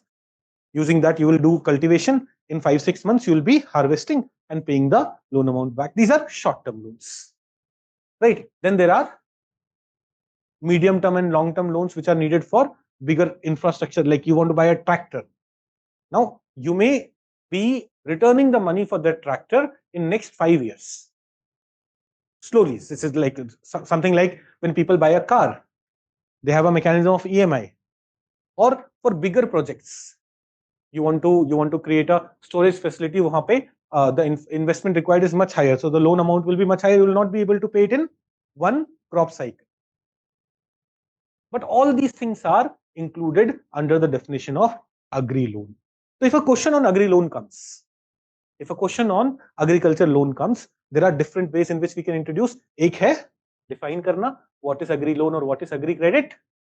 Agri credit is the credit designed to meet the financing needs of agricultural farmer and agriculture businesses. It enables farmers and agri enterprises to access funds for agri production, equipment purchase, expanding operation, warehousing, etc. Entrepreneurs may need to go for warehousing. That's also part of agri loan. Then there is some data-based introduction mechanism also. You will be surprised to know that when compared to the situation of 1970s, 1960s and 70s, so today, the agri loan as a percentage of agri GDP, if agriculture output is 100 crore rupees, if agri output is 100 crore rupees, how much loan is agriculture sector able to get? It has increased drastically. In 1970s, Agri-Credit as a percentage of agri GDP was 2%. If agriculture output was 100 crore rupees, the loans which agriculture sector was getting was only 2%, that is 2 crores. Whereas it has increased to 47% today, indicating drastic improvement in the agri-credit scenario. We'll understand the reasons for it. Someone is yes.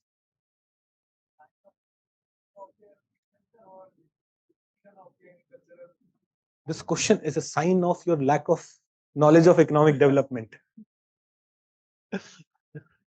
Dekho, please understand, he has a genuine question which should come from a person who does not know economic development, economic growth में loans का क्या role है. एक बच्चा बोलेगा sir पापा पहले तो हमें लोन लेना ही नहीं पड़ता था, अब we are taking 47%. No, please understand, when you are taking 47% amount तक का loan, it is indicating that this is the amount of investment which is coming. Banks Jin sectors में, let's say automobile sector, it has taken a lot of loan. What does it indicate? There is lot of expansion going on in that sector, right? The loans are good, है ना? Loans are good का मतलब ये नहीं है कि तुम अब iPhone के लिए credit card पे iPhone ले लिया. Loans are good for businesses, है ना? Investment loans are good, वो future में country के growth में important role play करता है. Consumption loans, I do not recommend anyone कि you go and buy a phone with on EMI. अलग लेवल की बकचोदियां होती है, सॉरी, अलग लेवल पे बकवास चीजें हैं वो. We should not be doing that. We should not be doing that. Of buying a two-wheeler or four-wheeler or loan, no. Take a home loan, fine, because it's a appreciating asset. For a depreciating asset, आप loan लेके भाई जब afford नहीं कर पाते four wheeler मत करो, don't buy. It's not that bad not to not have four-wheeler. Like my father rode a bicycle till 2013. 2012 में 2013 में I was working at Microsoft. तब तक मेरे पापा बाइसिकल चला रहे थे जब तक मेरे सारे लोन्स पे नहीं हुए थे. 2013 में I bought a scooter. It was not a bad thing. जब से स्कूटर खरीदा मेरे पापा की हेल्थ खराब रहने लगी है. हाँ, he has gained weight. He is facing issues of BP and sugar. पहले साइकिल था, मस्त चिल जीवन था. हम ना शो ऑफ के चक्कर में कि दुनिया क्या बोलेगी, दुनिया क्या सोचेगी, सब कचरा कर लेते. We could not afford it. That's another thing. अभी 2021 में I bought a car. That was for my dad. I wanted to gift him a car. वो नहीं चलाते, 30 दिन में एक बार निकालते मंदिर जाने की. उन्हें हमने जैसे तैसे सीख लो, बोलते बेटा तू ले जा. मेरे को क्या करना, मैं यहाँ पे रहता हूँ, यहाँ आता हूँ. बोलते मुझे क्या करना. I wanted him to have a car for that purpose, but उसके लिए लोन नहीं लेके लिया यार. अरे छोटी मोटी लिए तुम ऐसे सपने मत देखो, बहुत पैसे नहीं है मेरे. पता है अभी किस दिन ना आप सबको मैं अपने ऐसे रूम पे लेके चलूंगा. आई still live in my student room, जहां पे मैं एज अ स्टूडेंट रहता था when I was preparing. Exactly in that room. The only thing that has changed this, now I do not worry कि एसी कितने टाइम चल रहा है. जब स्टूडेंट था तो उसकी चिंता रहती थी ना, यार 2 घंटे चला के बंद कर दो, बिल ज्यादा आ जाएगा, क्योंकि पैसे नहीं थे. Otherwise nothing has changed in my life. I still live there. आप मुझे शाम को वहां से पैदल आते हुए देख लोगे, वहां जाते हुए देख लो. वो आरन में ही रहता हूँ, उसी रूम में. बिकॉज देखो, we have created an institution, but this institution we have not been able to make it very profitable. We are growing because of good reviews, good feedback, but this we have tried to keep fee and everything on the lower side. We have tried to ensure that best possible teachers are there. तो पैसे वैसे ज्यादा नहीं है, but respect मिल रही है, growth हो रहा है, वो भी आ जाएंगे. पैसे कहाँ जाएंगे? Why is it possible to do all this? Because I do not believe in show off. मुझे नहीं चाहिए भाई, मुझे नहीं रहना कुछ बड़े घर में. मतलब एनवायरमेंट का टीचर बोल रहा है कि जबरदस्ती 3 BHK ले लो. अबे अकेला रहता हूं, नहीं, my friends tell me why don't you take a 3 BHK in new Rajendra Nagar और गो टू द DLF। मैंने कहा क्यों जाऊं, क्या करना है मुझे उन्हें, वो तो इन्वेस्टमेंट के पर्सपेक्टिव से देख लूंगा ना, पर क्यों जाऊं?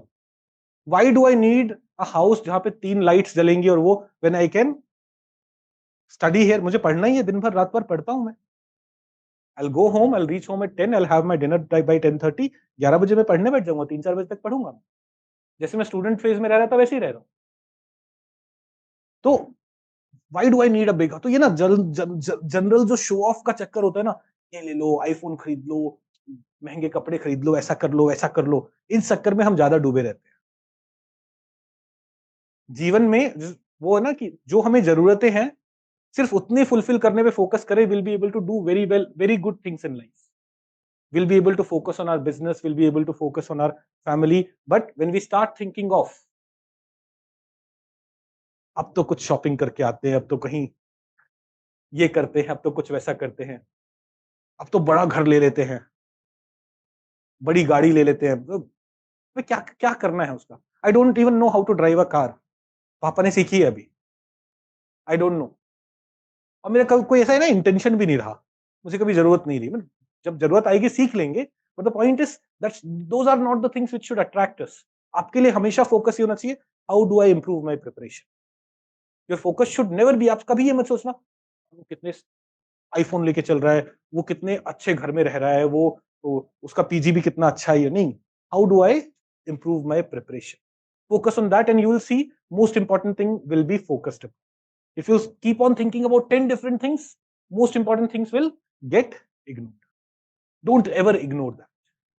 For me, the most important thing right now is this institution, ensuring that here we are able to give the best possible education at the least possible price. हमने, do you know, we launched a GS Foundation program in 50,000 rupees. Students came to us and जब वो 50,000 rupees fees देखते थे, admission नहीं लेते थे, they used to think कुछ scam है। In March, April, we launched our GS Foundation program at 55, not 50,000, 55,000 rupees. We had to increase the fee to 1 lakh rupees because they thought कि 55,000 में कुछ गड़बड़ हो जाएगा, कुछ स्कैम हो जाएगा। And they were right in a sense कि उन्हें लग रहा था कि ऐसा हो सकता है। But we want to ensure कि there would be a time when everyone would know कि we have a good set of team, will be teaching very well, and तब हम फी वापस 50,000 करें, because we think we can run institution profitably at that fee also by giving the best possible payments to all the teachers. It's possible. 1.5 lakh rupees, 2 lakh rupee fee is just exploitation. वो ना demand supply और उसके basis पे नहीं है, वो basis किसके basis पे है? वो इस बेसिस पे है दुनिया को कितना बेवकूफ बना। It's not on that basis. We can, if we have 1,000 students in GS Foundation program, ऐसे बहुत सारे इंस्टीट्यूशन है जहां है, 50,000 फी में हम बेस्ट पॉसिबल एजुकेशन दे सकते। And we wanted to achieve that. वैसे अब कोई बात नहीं, फी ज्यादा करके कम करेंगे। अभी when no, like why did we keep the fee of this program to be only 11,000 for online students? We wanted more and more students to get to know entire team, how we will deliver in these students. Once you know that, you आप खुद जाके बाहर बोलोगे, अरे GS foundation, go and do it, level up। आप अपने दोस्तों से, जूनियर से जो आएंगे, आप ये बोलोगे, and I promise you, you will be doing that in January। आप लोगों ने GS फाउंडेशन अलग अलग जगह पढ़ा होगा, आप यहाँ भी पढ़ ही रहे हो एक तरीके से। GS फाउंडेशन में इतना एग्रीकल्चर नहीं पढ़ा था आपने, उससे ज्यादा पढ़ के जाओगे, and you will recommend everyone here, and this is how we want to do। तो my focus is this, I'm not worried about anything else। मेरे मम्मी पापा मुझे लड़कियों से मिलवाने की कोशिश करते रहते हैं, कई बार बोलते हैं मेकअप प्रोफाइल रिज्यूमे, मैं बोलता हूँ यूट्यूब वीडियो है, शेयर कर देना, बोलना लाइक सब्सक्राइब और कर ले। व्यूज भी बढ़ने चाहिए ना। अरे what would you get out of a sheet of paper? What would you know about me through a sheet of paper? मेरे कई घंटों के वीडियो से देखो आराम से, मैं बीच बीच में बकचोदी बोल देता हूं, मुझे पता होना चाहिए this is what I am, this is what my personality is, this is what I behave, rather than एक पेज पे कुछ भी लिख दूंगा कि मेरा इंटरेस्ट ये है, मेरा इंटरेस्ट वो है। चलिए लेट्स कम बैक। तो डेटा बेस्ड इंट्रोडक्शन की बात कर रहे थे. What was data based introduction? Agri-Credit was 2% of Agri GDP in 1970s. From there, it has come to 47%. So one, definition based introduction about Agri-Credit. दूसरा, data based introduction about Agri-Credit. कोई recent news, recent update आता है, so we will also make a context based introduction. Ready? If a question on Agri-Credit comes, how do we introduce it? Now, steps taken to promote Agri-Credit. Because देखो, if a question is asked, discuss the key reasons behind improvement in Agri-Credit situation in the country over the last few years. आपसे पूछा है reason. First, you will show improvement. You will say Agri-Credit in India has improved from 2% of Agri GDP in 1970s to around 47% in FY20. This improvement has been made possible because of the following reasons. समझ में आ रहा है? Introducing how simple it is and एकदम relevant introduction. Not कुछ randomly quote बना के रखा हुआ है जो जबरदस्ती घुसाने की कोशिश करते रहते. एकदम relevant introduction. What have been the reasons? If you'll talk about, देखो, if you know about, we'll study in banking sector, we'll study the issue of nationalization of banks. But one reason why nationalization was done was the private sector banks were not focused on rural area. They were taking deposits from rural area, but mostly serving corporates. Nationalization led to what? Increased in focus on rural areas. So nationalization of bank. After nationalization of bank, government realized this is not enough. They started regional rural banks. After that, they also started NABARD in 1982. All these initiatives were focused on what? Increasing investment, increasing Agri-Credit. First point, what has been done? What has led to increase in Agri-Credit? Then priority sector lending norms. Priority sector lending norms के अंदर what has RBI said? 18% of the loans which banks will give will go to agriculture sector. 40% will go to priority sector. Of the 40%, 18% is going to agriculture sector. Kisan Credit Card Initiative, which was launched in 1998, was for short-term loans. Farmer को harvesting करनी है. He wants to rent a harvester. Short-term के लिए उसे पैसा चाहिए. He can use Kisan Credit Card and get money. Farmer wants to buy seed. Farmer wants to buy fertilizer. He can use Kisan Credit Card. In 2018-19, Kisan Credit Card has also been expanded to animal husbandry and fishery sector. Modified interest subvention scheme, which has been in force since 2006-7. Here, government provides subsidized, low interest rate पे farmers को loan at the rate of 7%. And if farmers return the money in a timely manner, there is further interest subvention. 3% का और subvention मिल जाता है. Farmers can get loans only at an interest rate of 4% this way. Then there are other initiatives like joint liability group scheme. What was the idea behind joint liability group? Because small and marginal farmers or sharecroppers. Sharecroppers do not own the land, so they do not have anything to mortgage when they are taking loan. In that scenario, banks do not prefer to give loans. So to deal with this situation, joint liability group mechanism was brought under the NABARD initiative. Here, 4 to 10 small and marginal farmers were brought together as the joint liability group. Now, when bank is giving loan to one of them, or if one of them is not able to return the loan, the entire group is liable. So the entire group helps these farmers, and banks are more ready to give loan rather than giving loan to this individual who was not able to give any collateral. So many initiatives have been taken for what? Have been taken for increasing Agri-Credit. Then during natural calamities क्या होता है? Farm loan waivers हो जाते हैं, farm loan को extension मिल जाता है. Agri infrastructure fund, which has been for infrastructure also, various funds have been launched. There also subsidies etc. are provided for loan. So many such initiatives have been taken, and impact has been spectacular. Agri-Credit has grown from 2% to 47, yeah, 40% likha, 47% in 2019-20. When Agri-Credit increases, agri growth increases, growth in agriculture sector increases, it is ensuring food security. Increased investment has also led to improvement in irrigation system, improvement in storage facilities, diversification and modernization also needed Agri-Credit. That has been made possible. It has also led to income stability for farmers as farm credit can reduce dependency on unauthorized money lenders. These money lenders used to charge very high interest rate. Increased scope for entrepreneurship, agri-business development because loans are available for these things also, and increased contribution of commercial bank, like commercial banks which used to contribute in rural sector or agri loan at very low level. You would see today 79% of the agri loan come from where? From commercial banks, not from regional rural banks or not from cooperatives. Cooperatives only contribute around 15% of 15% of the loan. Regional rural banks contribute to around 5% of the loan.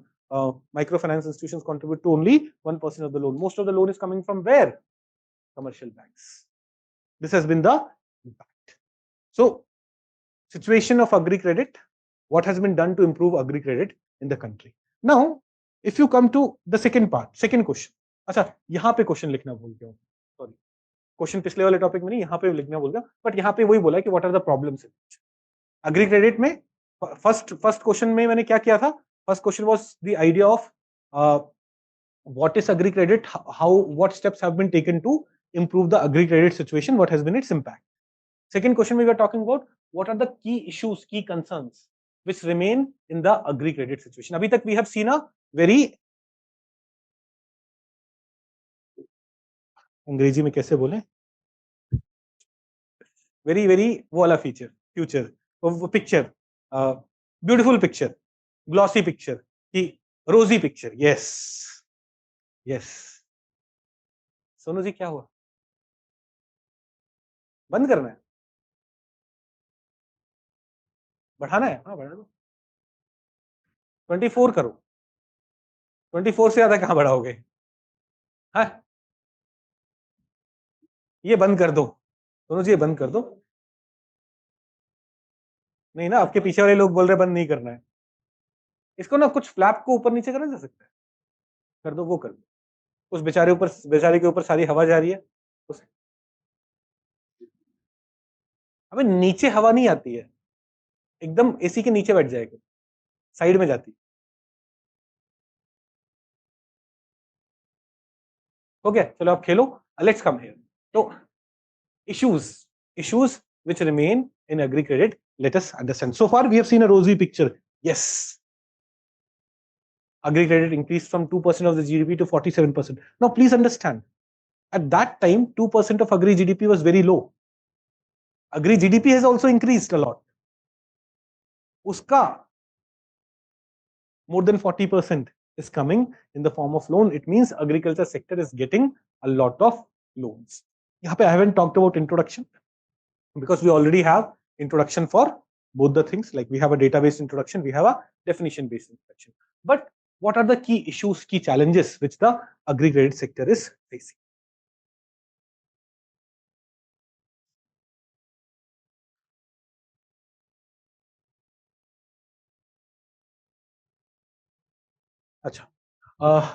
What are the key issues that we are facing? Now, here there was a RBI ka internal working group on Agri-Credit.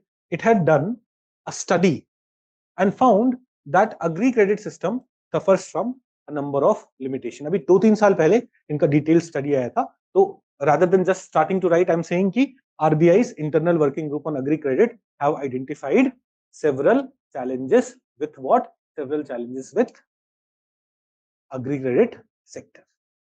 One is it has skewed regional distribution. Skewed regional distribution means there are some regions in India where a lot of loan is given, but there are others where the share of agri loan is very less. For example, southern states get the 40% of the loans. Of all the loans which are given, agri loans which are given in the country, southern states get 40% and northeastern states only get 2%. Now, why do northeastern states get only 2%? One reason is their share in the cropped area, gross cropped area is very less, only 2.75%. But there are other issues also. वहां पे community ownership है. So community ownership में there is no individual owner of the land. And in that scenario, the ability to get loan becomes difficult because you have to mortgage something. You have to give something to the bank to get loan, which you cannot give because you do not own the land. Who owns the land? The entire community. But there is skewed distribution. No, the eastern states have less loans, southern states have higher, northeastern states have very less loans. Then it mostly benefits large and medium farmers. Small and marginal farmers are not able to get. Most of the farmers are who? Small and marginal. And they are not able to get most of the loans. Then it is biased towards crops. Crops means, dekho, if you remember, crops only contribute to around 56% of the agri GDP. 30% is contributed by livestock sector. Around 7% by fishery sector. 7% by agroforestry. But most of the loan is going to what? Crops. Crops ka contribution is around 55%. Remaining 40-45% is contributed by other sectors. They are not able to get it. So there is skewedness. Skewedness regional, skewedness among farmers. Rich farmers are getting the loans, not the small and marginal. And skewedness in the focus on, there is more focus on crops and less on other allied activities. Teen skewedness, like what are the key challenges in the agri-credit system? There are three key issues that we have understood. Three kinds of skewedness. Then another issue is, while crops are getting a lot of loan, but those loans are not being used for capital formation. Agar farmer loan leke infrastructure improve kare, it will lead to more better output in future. That's not happening.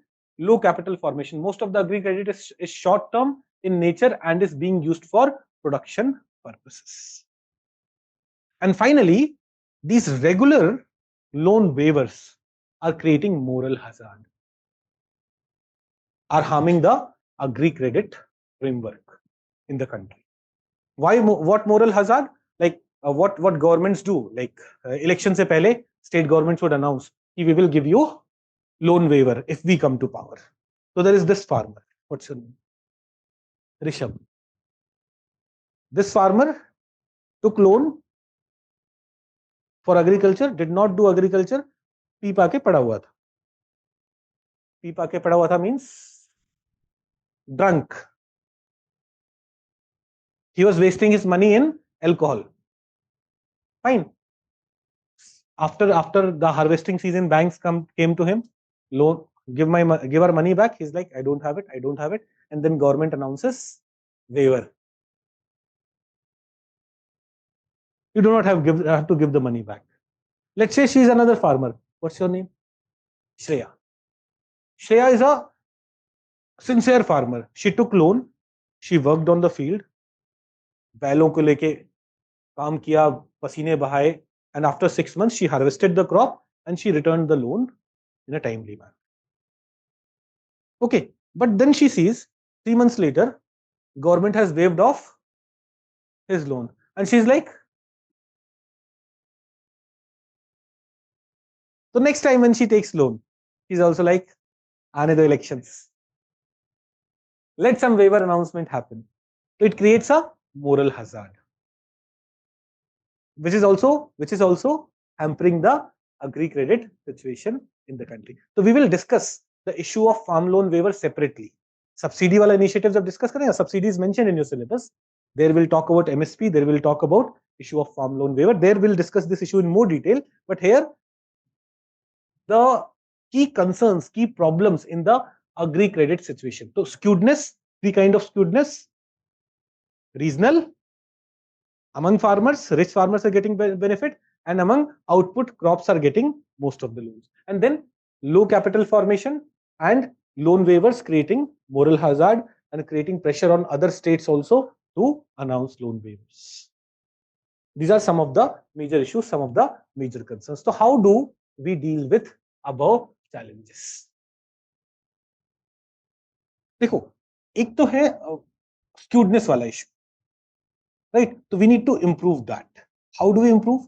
One, we should focus on capital formation. So we should focus more on long-term agri loans rather than short-term. Short-term will always be used for production. दूसरा, we should set up a credit guarantee fund, the way we have it for MSME sector. What happens in credit guarantee fund? MSME sector is given loan without any collateral. In case MSME sector is not able to return its loan, the bank will be helped by credit guarantee fund. In the same way, for agriculture sector, small and marginal farmers may not have a lot of collateral.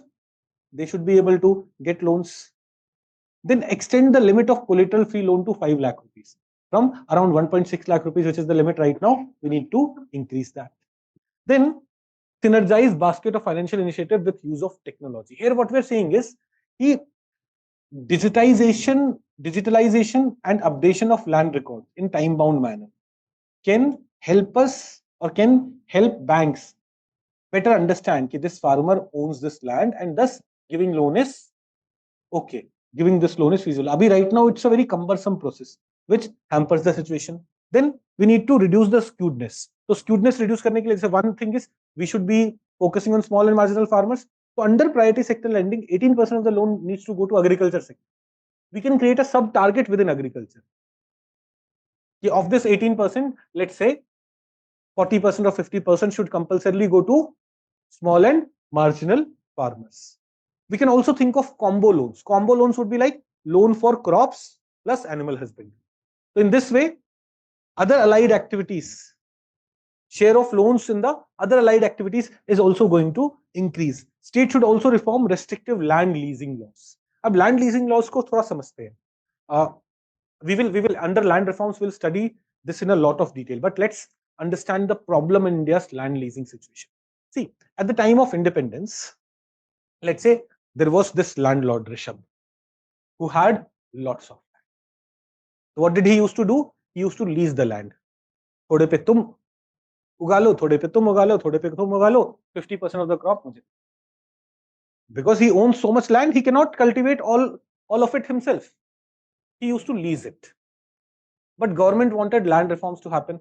Someone who has so much land should be giving up the land so that land can go to landless class. Land reform, this is what we wanted. So governments all over the country made very restrictive laws on leasing. He was leasing land earlier, this landlord, but then government made this kind of law. The rent will not be more than 25% of the crop. If someone, let's say he's the person who's doing sharecropping thing. What's your name? Anubhav. Government also said, if you have been cultivating a land for 10 years, you have the right to buy the land.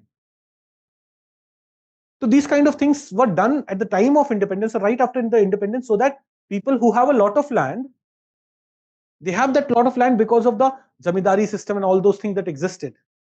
They should give up that land today so that land reforms can happen. That was the idea behind land leasing, restrictive land leasing laws. But what it led to was informalization of leasing. Now he's giving land on lease, but he's not documenting it. He's saying, "तो मुझे 50% दे देना." Fine, but we do not have any document, because on document you cannot take more than 25% share. On document, if he has been cultivating the land for 10 years, he'll be saying, "I'm buying this land now. Now this land belongs to me." This kind of thing has made life difficult for farmers. In the absence of formal leasing, when they do not have documents, they cannot go to bank and say, "See, I am the cultivator. Give me agri loan." He cannot do that because he doesn't have any proof to show that he is the cultivator. So we need to do what? We need to liberalize our land leasing laws so that the landowner will be more ready. Right now, what is happening is, in many places, these landowners, these were the powerful section of the village, they have moved to cities. And they're leaving their land fallow also, but they're not ready to lease it because of the restrictive laws. We need to liberalize. We need to liberalize land leasing laws so that on documents thing would be there and these people will be able to get loans. The sharecroppers will be able to get agri loans. So we will study more about it in the topic of land reforms. Don't worry. Abhi, if you don't know it, here in this question we'll only be able to write one line. What do we need to do? We need to liberalize land leasing laws to promote formal land leasing, which will allow sharecroppers to access Agri-Credit. This is what we'll be able to write. इससे ज़्यादा will not be able to write right. Facilitate and promote long-term loans to farmers. Avoid blanket loan waivers. We will study this topic also in a lot of detail. Rather than announcing all the farm loans are waived, only those farm loans where farmers are in a lot of stress. Farmer is small and marginal and doesn't have a lot of assets, should be waived off. In disaster-prone areas or some crops getting damaged. For example, cotton crops have been getting damaged in Rajasthan region for many years now. For those crops, rather than blanket waivers, like 2008 May, Manmohan Singh government had announced a mega loan waiver. It is said that one reason for 2009 UP election win, one major reason was the MG Narega. It led to lots of jobs or lots of income for landless people. But another reason was this big farm loan waiver. Right? Are we able to understand? So we have to avoid this bank loan waivers to improve the credit culture. There are other reasons also for which this loan waiver needs to be avoided. Blanket loan waiver needs to be avoided, but to improve credit culture. Then enhance focus on public investment. Like increase gross capital formation through public investment will stimulate demand for investment credit in agriculture sector. Cooperative federalism for agri reforms. Here what we're saying is, agri reforms became difficult. Agri reforms became difficult how? When central government came up with the 3 farm laws, it was opposed by various state governments too. Plus, it created farm protest and eventually government had to take it back. We need to promote a cooperative federalism mechanism, something similar to GST regime. In GST system, what happens? There is a GST council. They come and decide what happens to GST.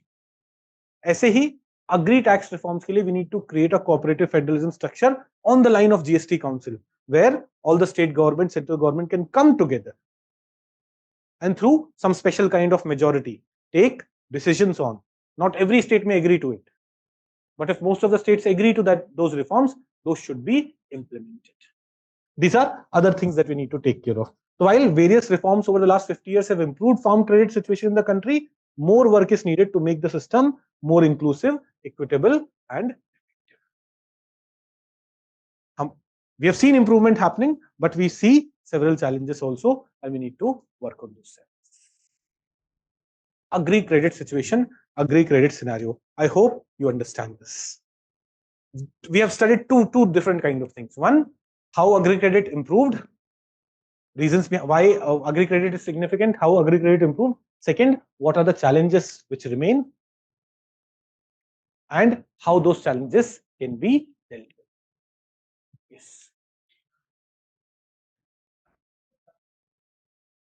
राज्य सभा का काम joint like all India services थोड़ी बनानी है. अरे ऐसा होता नहीं है. तो कहाँ ये सब हो, कहाँ राज्यसभा, मतलब ही इज राइट कि राज्यसभा का रोल ही ये है कि स्टेट के व्यू पॉइंट्स को यहाँ लाया जाए, है ना. They are Rajya Sabha members are coming, they are representing the MLAs in a way. तो एमएलएज उनको इलेक्ट कर रहे हैं, जो उनका व्यू पॉइंट है वो यहाँ पे आए, बट वो हो तो नहीं रहा ना. फिर हमें जीएसटी काउंसिल और those kind of things would not have been needed. Right, let's now come to this part of the syllabus. अभी तक हमने जो चीजें पढ़ी, those were not mentioned in the syllabus but were important. That is why we studied them. Now, different types of irrigation systems and storage. This is mentioned in the syllabus and these are the questions which have been asked. मैंने गलती से ना एक फसल बीमा योजना वाला question यहाँ डाल दिया, ignore it. But rest of the questions. What are the major challenges faced by Indian irrigation system in recent times? State the measures taken by government for efficient irrigation management. You will see again the same things getting repeated again and again. Irrigation system में क्या challenges हैं? Recently हमने क्या steps लिए हैं to ensure efficient irrigation? This was asked this year, 2024 means.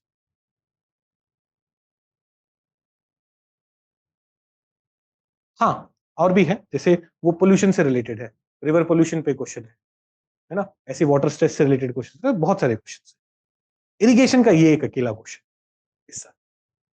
In 2021, they asked how and to what extent would micro irrigation help in solving water crisis situation in the country.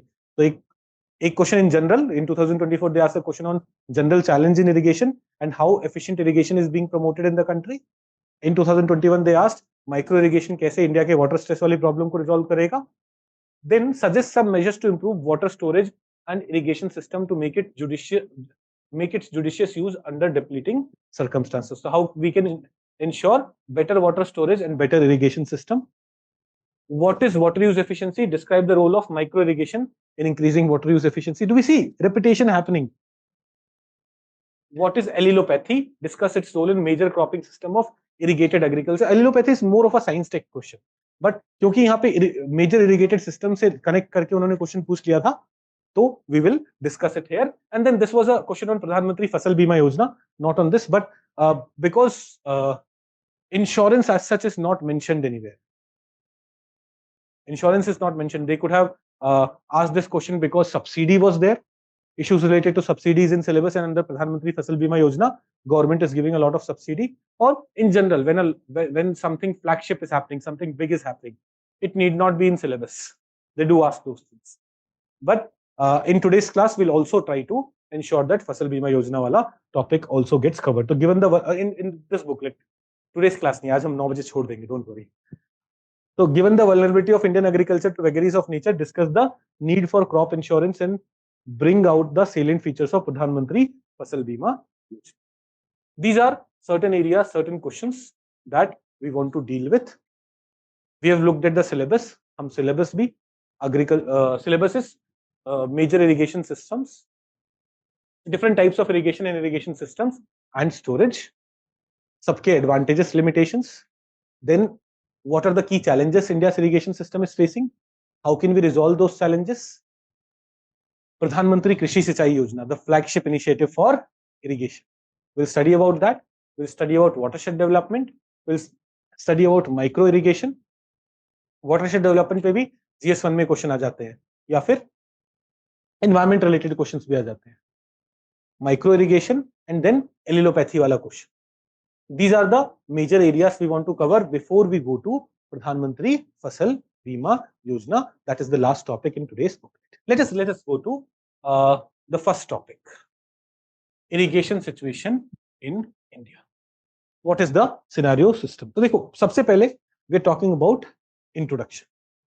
Introduction में ना यहाँ पे irrigation situation in India में how much of our agri land is irrigated. That is what we want to speak about. And उसके लिए latest economic survey of India से I'm using some data. As per economic survey of India 2023-24, only 55% of India's total cropped area is irrigated. अब this number may vary in other sources. Some may say कि around 50% is irrigated. Some may say less than 50% is irrigated. But the latest data that I have from authentic government source is the economic survey of India. अभी जुलाई में आया है. In the older sources, I myself have taught less than 50% of India's agriculture is irrigated. But अब मैं क्या पढ़ाऊंगा? अब से मैं क्या यूज करूंगा? Around 55% of India's gross cropped area is irrigated. It means that around 45%, almost 50% of our land is rain-fed, is dependent on. Yes.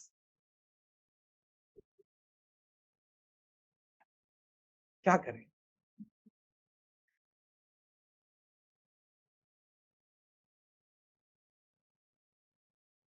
उसकी वजह से आ गया, ठीक है ना, इसीलिए तो ग्रॉस क्रॉप्ड एरिया बोल, नेट क्रॉप्ड एरिया नहीं बोल ना, ये तो है ना, ठीक है. तो this is the situation, this is the scenario. उसका एग्रीकल्चर ऑप्शनल है, उसके डिटेल में नहीं जाना है ना, वो पागल है नहीं, पागल नहीं है, but he has to understand various other nativities. We do not have to worry about it, right? आप सही बोल रहे हो. ये क्या बोल रहा है कि सर एक ही लैंड है ना जो इरिगेटेड है, उसमें मल्टीपल क्रॉप्स हो जा रहे हैं, तो जो ग्रॉस क्रॉप्ड एरिया है वो अपना बढ़ जाता है और इरिगेटेड वाला भी बढ़ जाता है, क्योंकि ये 2 बार काउंट हो रहा है. राइट, वो वाला। तो 55% कहाँ गया अपना, only 55% of India total crop area is irrigated. This is the data that we are going to use in our answers. But what another thing that we wanted to say about is abhi bhi 45% of our agriculture is happening how? Ram bharose. Rain-fed is Bhagwan bharose, right? Intro to significance of water, or yeah, water ka scarcity situation. Water is a scarce natural resource. India has around 17% of the world's population and only 4% of the water resource. In this scenario, irrigating all our agricultural field would be difficult. But why do we want to focus so much on irrigation? We have understood the situation. What is the scenario right now? Why do we want to focus on irrigation? Why irrigation is so crucial? Why irrigation is so important? One, ek to rain pe dependency is not right because our rainfall is irregular. Then irrigation facilities have increased agri-out. It has been seen that the irrigated fields have higher productivity when compared to unirrigated ones, because unirrigated ones में we are not assured of how water would come, timely water would be available or not. यहाँ पे timely water is available. Multiple crops are possible on irrigated fields. Land से productivity बढ़ेगा. Even during winters, when conditions are dry, even during the dry season, you'll be able to grow crops if irrigation facilities available. Where irrigation facilities are not available, उस time आप क्या करते हो? During monsoon you will be able to grow crops but not otherwise. Then increasing area under cultivation. जब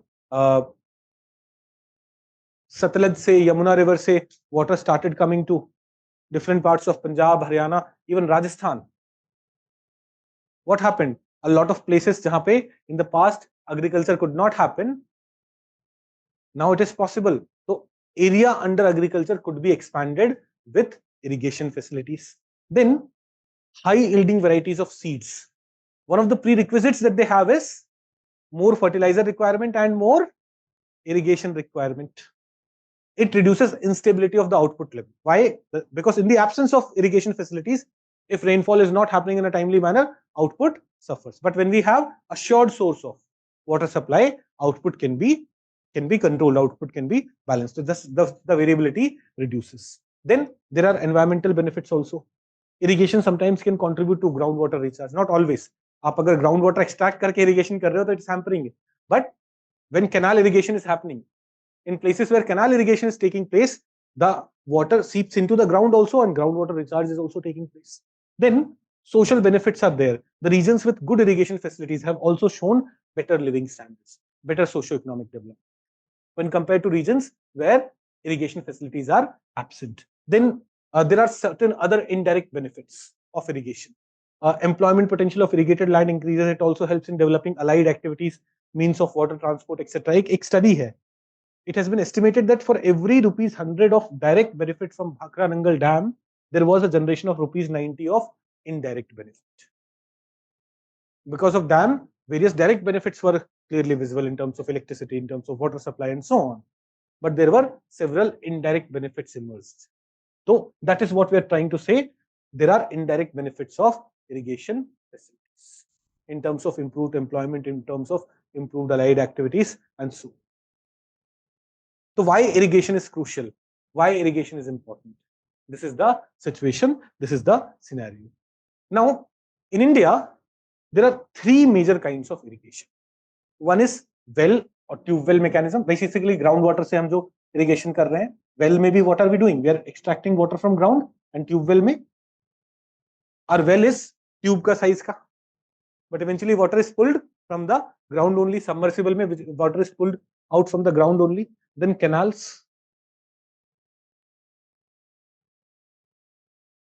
That is another important source of irrigation. And when you will go to South India, tanks are also important mechanisms by which assured irrigation facilities are provided. So syllabus में क्या है? What is mentioned in the syllabus? Different types of irrigation systems and storage. These are the different types that we have. We'll understand these types, their advantages and their limitations. तो UPSC ने ये नहीं पूछा होगा but UPSC ने generally पूछा ना हमारे इरिगेशन सिस्टम के चैलेंजेस क्या हैं, तो इन सबके चैलेंजेस डिस्कस हो सकते हैं, right? And we are also ensuring that bullet point given in syllabus is highlighted. This is that. I know it. Okay, so wells and tube wells. It's the most important irrigation. In fact, uh, after 1970s, जितना भी irrigated area increase हुआ है ना country में, और after 1970s, whatever irrigated area has increased in the country, 70% of that increase has happened because of groundwater. After 1970s, if let's say 100 hectares of area, more area has been irrigated. 70% of that irrigation is happening from what? Groundwater.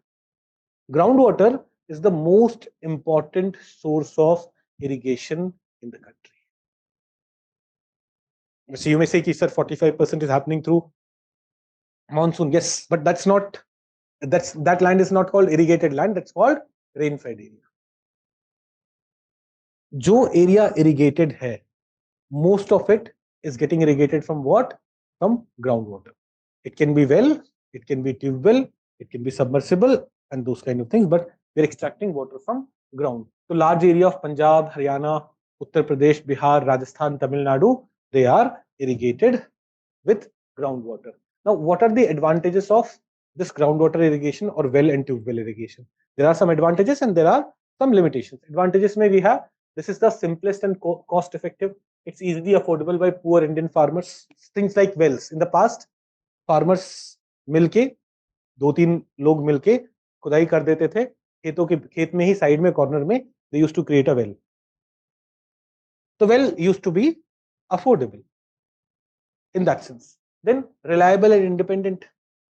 I'm not dependent on whether canal se water aa raha hai nahi and who is getting the water first, those kind of things. It is independent. Control will be with farmers. Water quality is also better. Like groundwater generally is less polluted than other kinds of water. In fact, till my graduation, जब तक मैं घर पे जाता था, हमारे वहां जो ड्रिंकिंग वाटर था, that was ground water only. ये आरओ वाला सिस्टम और ये सारी चीजें नहीं थी, और जब तक हम ग्राउंड वाटर कंज्यूम कर रहे थे तब तक we did not find the need of installing RO and all. Now, in 2015 we moved to a new house जहां पे ना वो वाला वाटर सप्लाई होता है म्युनिसिपैलिटी वाला, वहां पे सबमर्सिबल लगाना अलाउड नहीं. पहले भी लिव्ड ना अंडर डेवलप्ड रूरल और अर्बन के बीच में जो वो हो जाता है अनऑथराइज्ड कॉलोनीज वाला एरिया, वहां पे जो मर्जी वो कर लो, तो वहां पे हमारा सबमर्सिबल लगा हुआ था, उससे पानी आना. But now when we have moved here submersible install करना अलाउड नहीं है. सप्लाई का पानी आता है वो गंदा आता है. What do you do? RO लगाओ, फिर आरओ की सर्विसिंग कराओ. Do you know RO companies earn way more money by servicing than the what they earn through RO. AMC जैसे आप अगर एक्वागार्ड वगैरह लेते हो, एएमसी का वो एनुअल मेंटेनेंस चार्जेस वो 4,000-5,000 रुपीज ले लेते हैं. Nowadays a bigger scam has come. वो क्या है? अर्बन, हाँ वो लोग, उन लोगों का तो हर चीज में वो you call them for AC maintenance, बोलेंगे सर आपकी कूलिंग नहीं हो रही है, गैस भी लीक हो रही है, वो भी भरवा लो. आप मना भी करोगे ना, वो कुछ करके चले जाएंगे, 2 दिन बाद उन्हें बुलाना ही पड़ेगा. बोले मैं बोला था. You call them for RO service, दिल से this RO is gone, you should get new RO installed और you should get this component also. That ये ना ध्यान रखना. Only ask them to do जिसके लिए आपने उन्हें बुलाया है. ये पूरा ना उनका भी एक अलग स्कैम चल रहा है, not of the company but of the people who are working. मेरे साथ हो चुका है एक बार. ये भाई साहब आते हैं, अब मैंने एसी सर्विसिंग के लिए बुलाया था मार्च अप्रैल में. भाई साहब आए, बोले सर आपकी कूलिंग अच्छी नहीं है, कहीं से लीक भी हो रहा है. मैंने कहा भाई लीक हो रहा होता तो अब तक सब निकल चुका होता. अब रीस्टार्टेड एंड इट्स वर्किंग. तो नहीं सर प्रेशर नहीं है, ये नहीं है, वो नहीं है, मैं फिल कर देता हूँ, डोंट टेल देम. आप मुझे 2,000 रुपये दे दो, मैं फिल कर देता. मैंने कहा और फिर कूलिंग हुई नहीं तो? नहीं आप, मैं कॉल उठाऊंगा ना. उसने वैसा किया कि did something, उसने कोई कहीं से कोई लीक नहीं होता, जब जब लीक होता है तो दे चेक एवरीथिंग, नो, वो पानी में डाल के कुछ कुछ करके, उन्होंने बस कुछ फू आवाज निकालवाई, 2,000 रुपए ले लिया, चला गया। 3 दिन बाद मैं देख रहा हूँ कोई कूलिंग वूलिंग में कोई चेंज नहीं है, गोली दे रहा था, मैंने उसे कॉल किया, उसने कॉल उठाना ही बंद कर। ऐसे they have done it regularly with lots of people, they do it. तो जस्ट अगर आप किसी को बुला भी रहे हो ना, ये अर्बन कंपनी जिस चीज के लिए बुलाया वो करवाओ, बोलो अभी कुछ नहीं करवाना। they are the world is full of scamsters, ध्यान रखना उसका। तो coming back to ground water से, when you are extracting water it's cleaner, that was the topic that was groundwater, the water is cleaner. Then groundwater also gives you a number of supplementary nutrients. They say certain chemicals from groundwater like nitrate, chloride, sulfate, they are generally found mixed in well water and can be good for agriculture also. So when you are getting water from tube well and all, these kind of nutrients also get into soil, which benefits the crop. But then there are issues. It serves very limited area. A well or a tube well does not serve big areas like canals.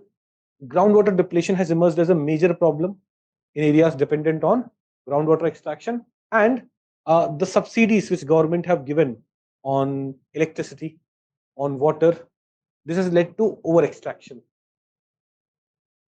And over extraction की वजह से what is happening when diesel पे या फिर electricity पे a lot of subsidies, people are overusing it. Most of electricities are coming from fossil fuel. Diesel itself is a fossil fuel. A lot of greenhouse emission is happening. That would not be the case with canal or tank irrigation. So when compared to canal and tank irrigation, ये ज़्यादा climate change भी cause कर रहा है. Groundwater depletion, climate change, and serving limited area. These are some of the limitations of what? Limitations of groundwater irrigation or well or tube well irrigation. Are we comfortable here? Do we understand these things? Now, canals, they contribute to around 24% of the irrigated area. Punjab, Rajasthan, Haryana, Uttar Pradesh, Bihar, and some parts of southern states. So southern states में ना canals बना पाना is very difficult because they are stony and uneven areas. Peninsular region, stony and uneven. So there making canal is very difficult. So most of the canals are situated where? In the Punjab, Rajasthan, Haryana, Uttar Pradesh, Bihar, the plain.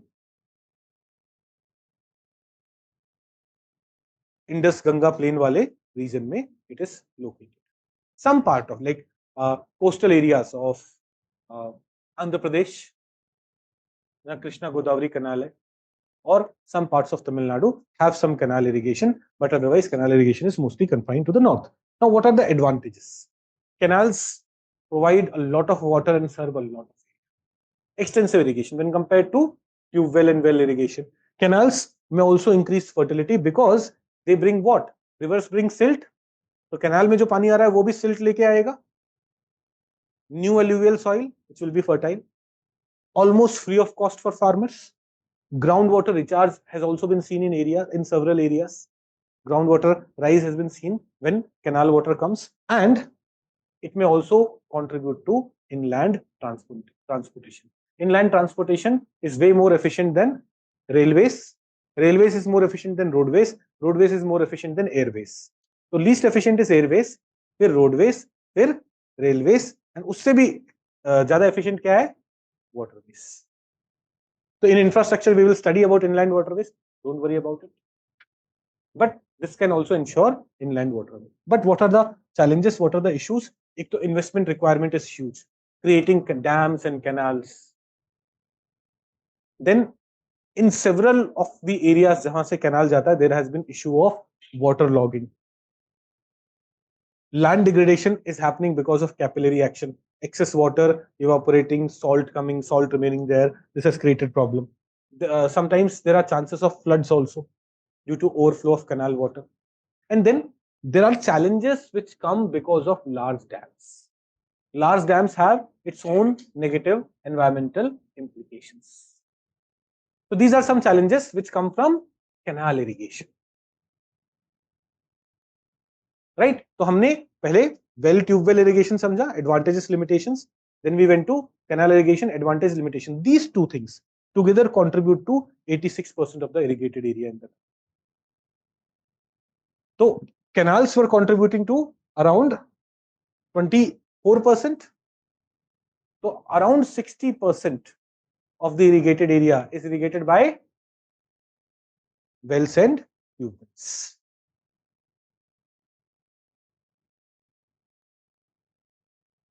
Tank irrigation. Tank irrigation is very common in Andhra Pradesh, Tamil Nadu, some parts of West Bengal, Bihar may be tank irrigation. So what is this tank irrigation? A tank acts as irrigation storage system that is developed by constructing a small bund of earth or stones built across a stream, or by diverting water of some small stream, small river. They create boundary walls and they create a tank. Tanks are of varying size, but most of the tanks are small size and are built by individual farmers or group of farmers. Why is it needed? Because in peninsular India, rivers are not perennial. So you have to store their water. During rainy season, a lot of water will flow, but unlike Himalayan rivers, where the snow slowly keeps on melting and the river keeps on getting water throughout the year, that is not the scenario with peninsular river. तो peninsular river का water store करने की specially जरूरत है. Andhra Pradesh, including Telangana, is the largest state of tank irrigation. Around 30% of tank irrigated area of India is located in the older Andhra Pradesh, or Andhra Pradesh, Telangana combined together. Drainage system of Godavari and its tributaries have large number of tanks. The path through which Godavari river goes, it has large number of tanks. Now, what are the advantages? Water conservation. This water anyways would have flown into the ocean. It is not very expensive because these tanks are natural and thus are not very expensive. Generally, वहां पे already कुछ पहाड़ी जैसी जगह होगी, वो थोड़े से wall बना के they'll be making this tank. Then they have long life as these are made on rocky bed and has a long life. Here fishing activities may also go on, and sometimes these tanks have also been known to protect biodiversity. They attract water birds, they attract fish. In this way, they become a important habitation for biodiversity protection. But there are storage. There are limitations. One is the limited storage capacity when compared to dams or canals, and then silting keeps on reducing the capacity of tank, and then you have to regularly go for this desilting, which increases the cost of maintenance. And so these are the important methods or irrigation system storage mechanisms, their advantages and limitations. अब irrigation systems की जब हम बात करते हैं, we can also speak about micro irrigation, but micro irrigation can be used in all three of these methods. चाहे वो tubewell से वाटर ले रहे हो, चाहे कैनाल से वाटर आए, चाहे टैंक से वाटर आए, you can use that water more efficiently if you are using the water irrigation micro irrigation mechanism. So we'll study micro irrigation separately in a lot of detail, but what are the key initiatives that we have taken in recent years to promote irrigation in the country? We'll go to that, but let me take these doubts. Rather than loan waiving, we could increase insurance on crops. ठीक है, वो doubt नहीं पूछा, बता रहा है. How land is degraded through canals? Please explain, sir. देखो बेटा, there are multiple mechanisms when excess water is there on the field. In those places where naturally a lot of water is not available, it creates a capillary action, and a lot of minerals covers the field. Those minerals are saline, those minerals are salty, which leads to increased salination of the field, creating problems. Then water themselves come with a lot of minerals. They evaporate. What is left? Salts are left, or those minerals are left, and that may create problems, that may create issues. Okay, let's come to various initiatives to promote or to increase irrigation cover in the country. One major initiative is Accelerated Irrigation Benefit Program. What is this Accelerated Irrigation Benefit Program? देखो, irrigation is the responsibility of state governments, and state governments right from 1950s have been developing various dams. वो dam बनाएंगे, and then through canals they will increase the irrigation coverage in the state. That is the idea. But by 1990s, central government realized that many of the states had started some dam projects, but those dam projects are blocked because of limited availability of resources with the state. And many of these dam projects were pretty old, from third 5-year plan, fourth 5-year plan. And they're stuck because of lack of resources with the state governments.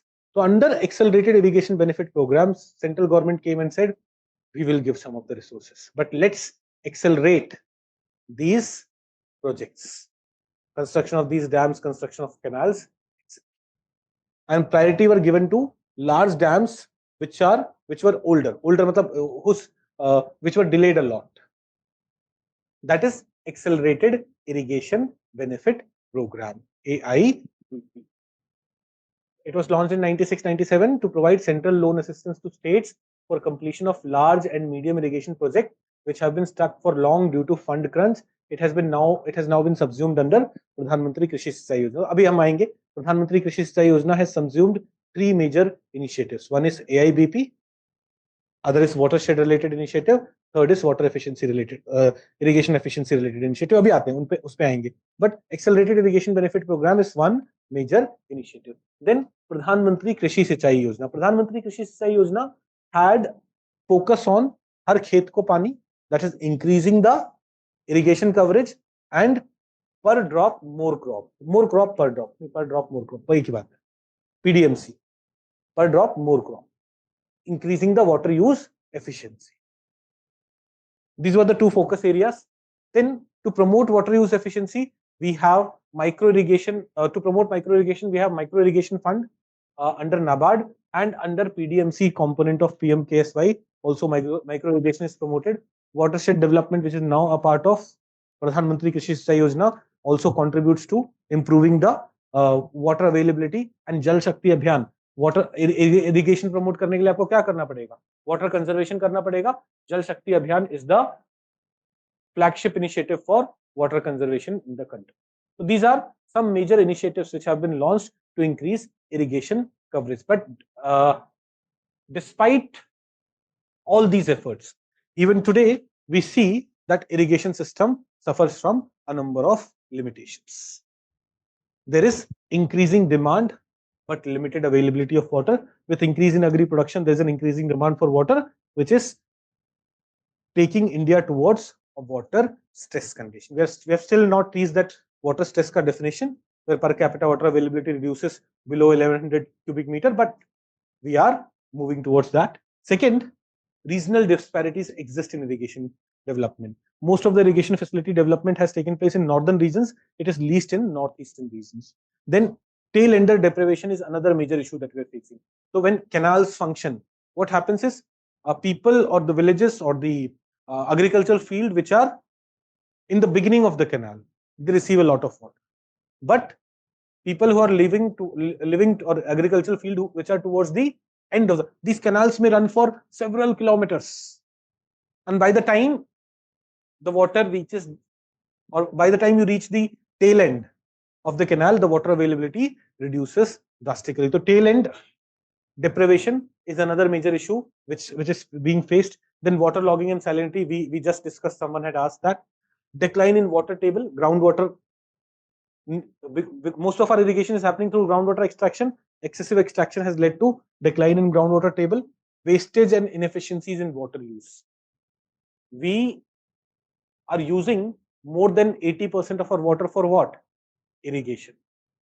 We use more than 80% of water for irrigation, and most common type of irrigation is flood irrigation in India. And flood irrigation may most of the water is wasted. Similarly, in canals also around 44% of water is lost before entering the agricultural field. वो ground water recharge canals के through कर रहा है, वो evaporate हो जा रहा है. 44% of the water is not reaching agricultural field.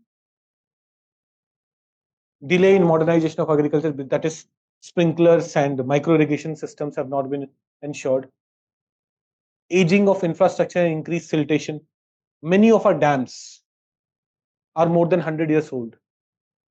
Several dams are more than एक हम in disaster management we will study a topic of dam safety. There we'll see that many of our dams are old and they create their own issues. यहाँ पे almost 60% of our total dams of the country are more than 3 decades old. Besides regular maintenance, many older structure need replenishment for which funds are a constraint. Delay in project completion. We spoke about AIBP, Accelerated Irrigation Benefit Program. It was launched so that 99 important projects which were delayed could be completed. But AIBP itself is delayed. It's been more than 25 years. We यहाँ पे चलो AIBP unless वो news में कुछ बड़ा आता है. Earlier I used to take AIBP also as a topic. What is AIBP? What has been its successes? What has been its failure? But recently, not a lot of discussion on it has happened. So I'm not taking it separately. But AIBP itself is facing several challenges. Then, because of this problem, there is increasing interstate water dispute. They say the major reason for Kaveri water dispute is the water scarcity. Dekho, this year monsoon was very good. You will not see Karnataka, Tamil Nadu fighting over Kaveri water. वो year देख लेना जहां पे water scarcity हो और दोनों भाई लड़ रहे होंगे. We need more water, we need more water. So this is the challenge which is being created by irrigation system, lack of scarcity. And then climate change is emerging as another issue. It has increased the variability in rainfall and increased chances of floods and droughts. It has, ab dekho, variability in rainfall does not only impact those areas which are dependent on rainfall. It will impact even those areas which are not dependent on rainfall. Why? Dams में पानी कहां से आएगा? Rainfall से river में पानी आएगा, peninsular reverse में तो at least, and dams will get water from there. If there is a lot of variability, dams में भी shortage रहेगा and there will be issues. So what are the key challenges? This kind of question can be asked in the examination, has been asked in 2024. These are the key issues, key concerns in the irrigation system. How do we deal with it? What is the way forward? First thing that we're saying is improving the implementation of Accelerated Irrigation Benefit Program. We're not studying it as a separate topic, but there are 3-4 major issues that Accelerated Irrigation Benefit Program, AIBP, is facing. We are talking about that. Improve work management, appropriate checks, fix accountability for deficiencies, mechanism to monitor due diligence of states. That is, once fund has been allocated, we need to improve monitoring. We need to ensure that states are using those funds to effectively implement those projects. We need to hold governments accountable. Else, जैसे पुराने dams के project, there were dam projects which were supposed to cost only 100 crore rupees, उस पे 2000 crore rupees spent हो चुके हैं. In AIBP, under AIBP, more money is being spent and almost no progress is there. Improving monitoring, use of satellite imagery and field report, strengthening the participatory model of irrigation through Water Users Association to tackle various issues related to irrigation. Improving community participation, both in holding agencies accountable, as well as monitoring the development of irrigation thing. Then we need to promote water efficiency. How do we promote water use efficiency? This is another challenge. How do we promote water use efficiency? By promoting precision agriculture, by promoting micro-irrigation, by rationalizing cost of electricity and cost of water. Canal water is almost free of cost. But if we start charging some money for that, water usage is going to become more efficient. Then water conservation initiatives like Jal Shakti Abhiyan needs to become more intensified. While Jal Shakti Abhiyan has done well, but we actually, it's good that Jal Shakti Abhiyan has functioned, but think of this building. This building is fulfilling all the norms. ये fire के सारे norms सब fulfill कर रहा है. But इस building में water conservation के लिए कितने initiatives? Rainfall would occur.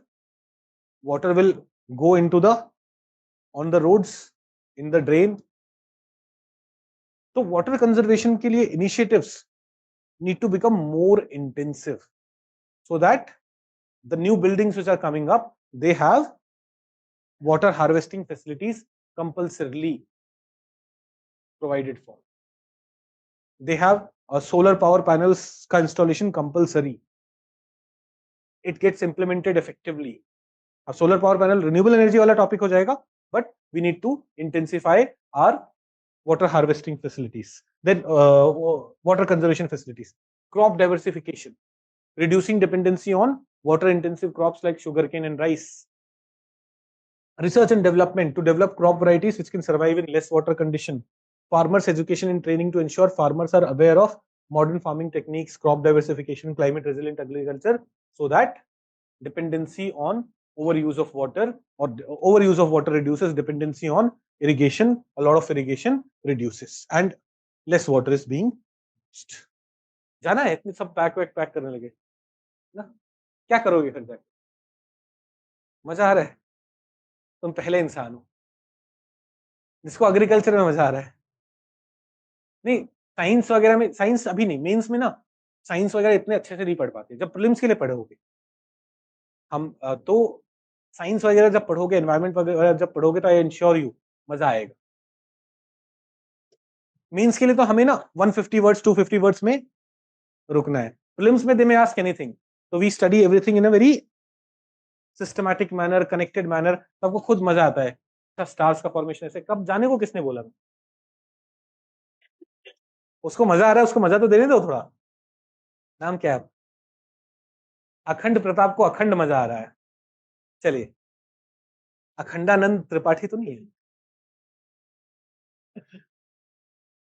प्रधानमंत्री कृषि सिंचाई, नहीं चलो कल ही करते हैं, है ना, सिर्फ अखंडा के मजे के लिए हम सब लोग।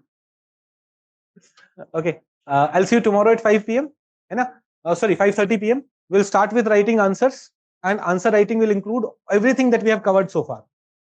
So between 2 to 5 tomorrow, ensure that you are going through all the 3 booklets, not only the thing that we have studied today, but even 1 and 2. Keep on revising 1 and 2 again and again, so that it's prepared, it's very well prepared. Okay, thank you very much.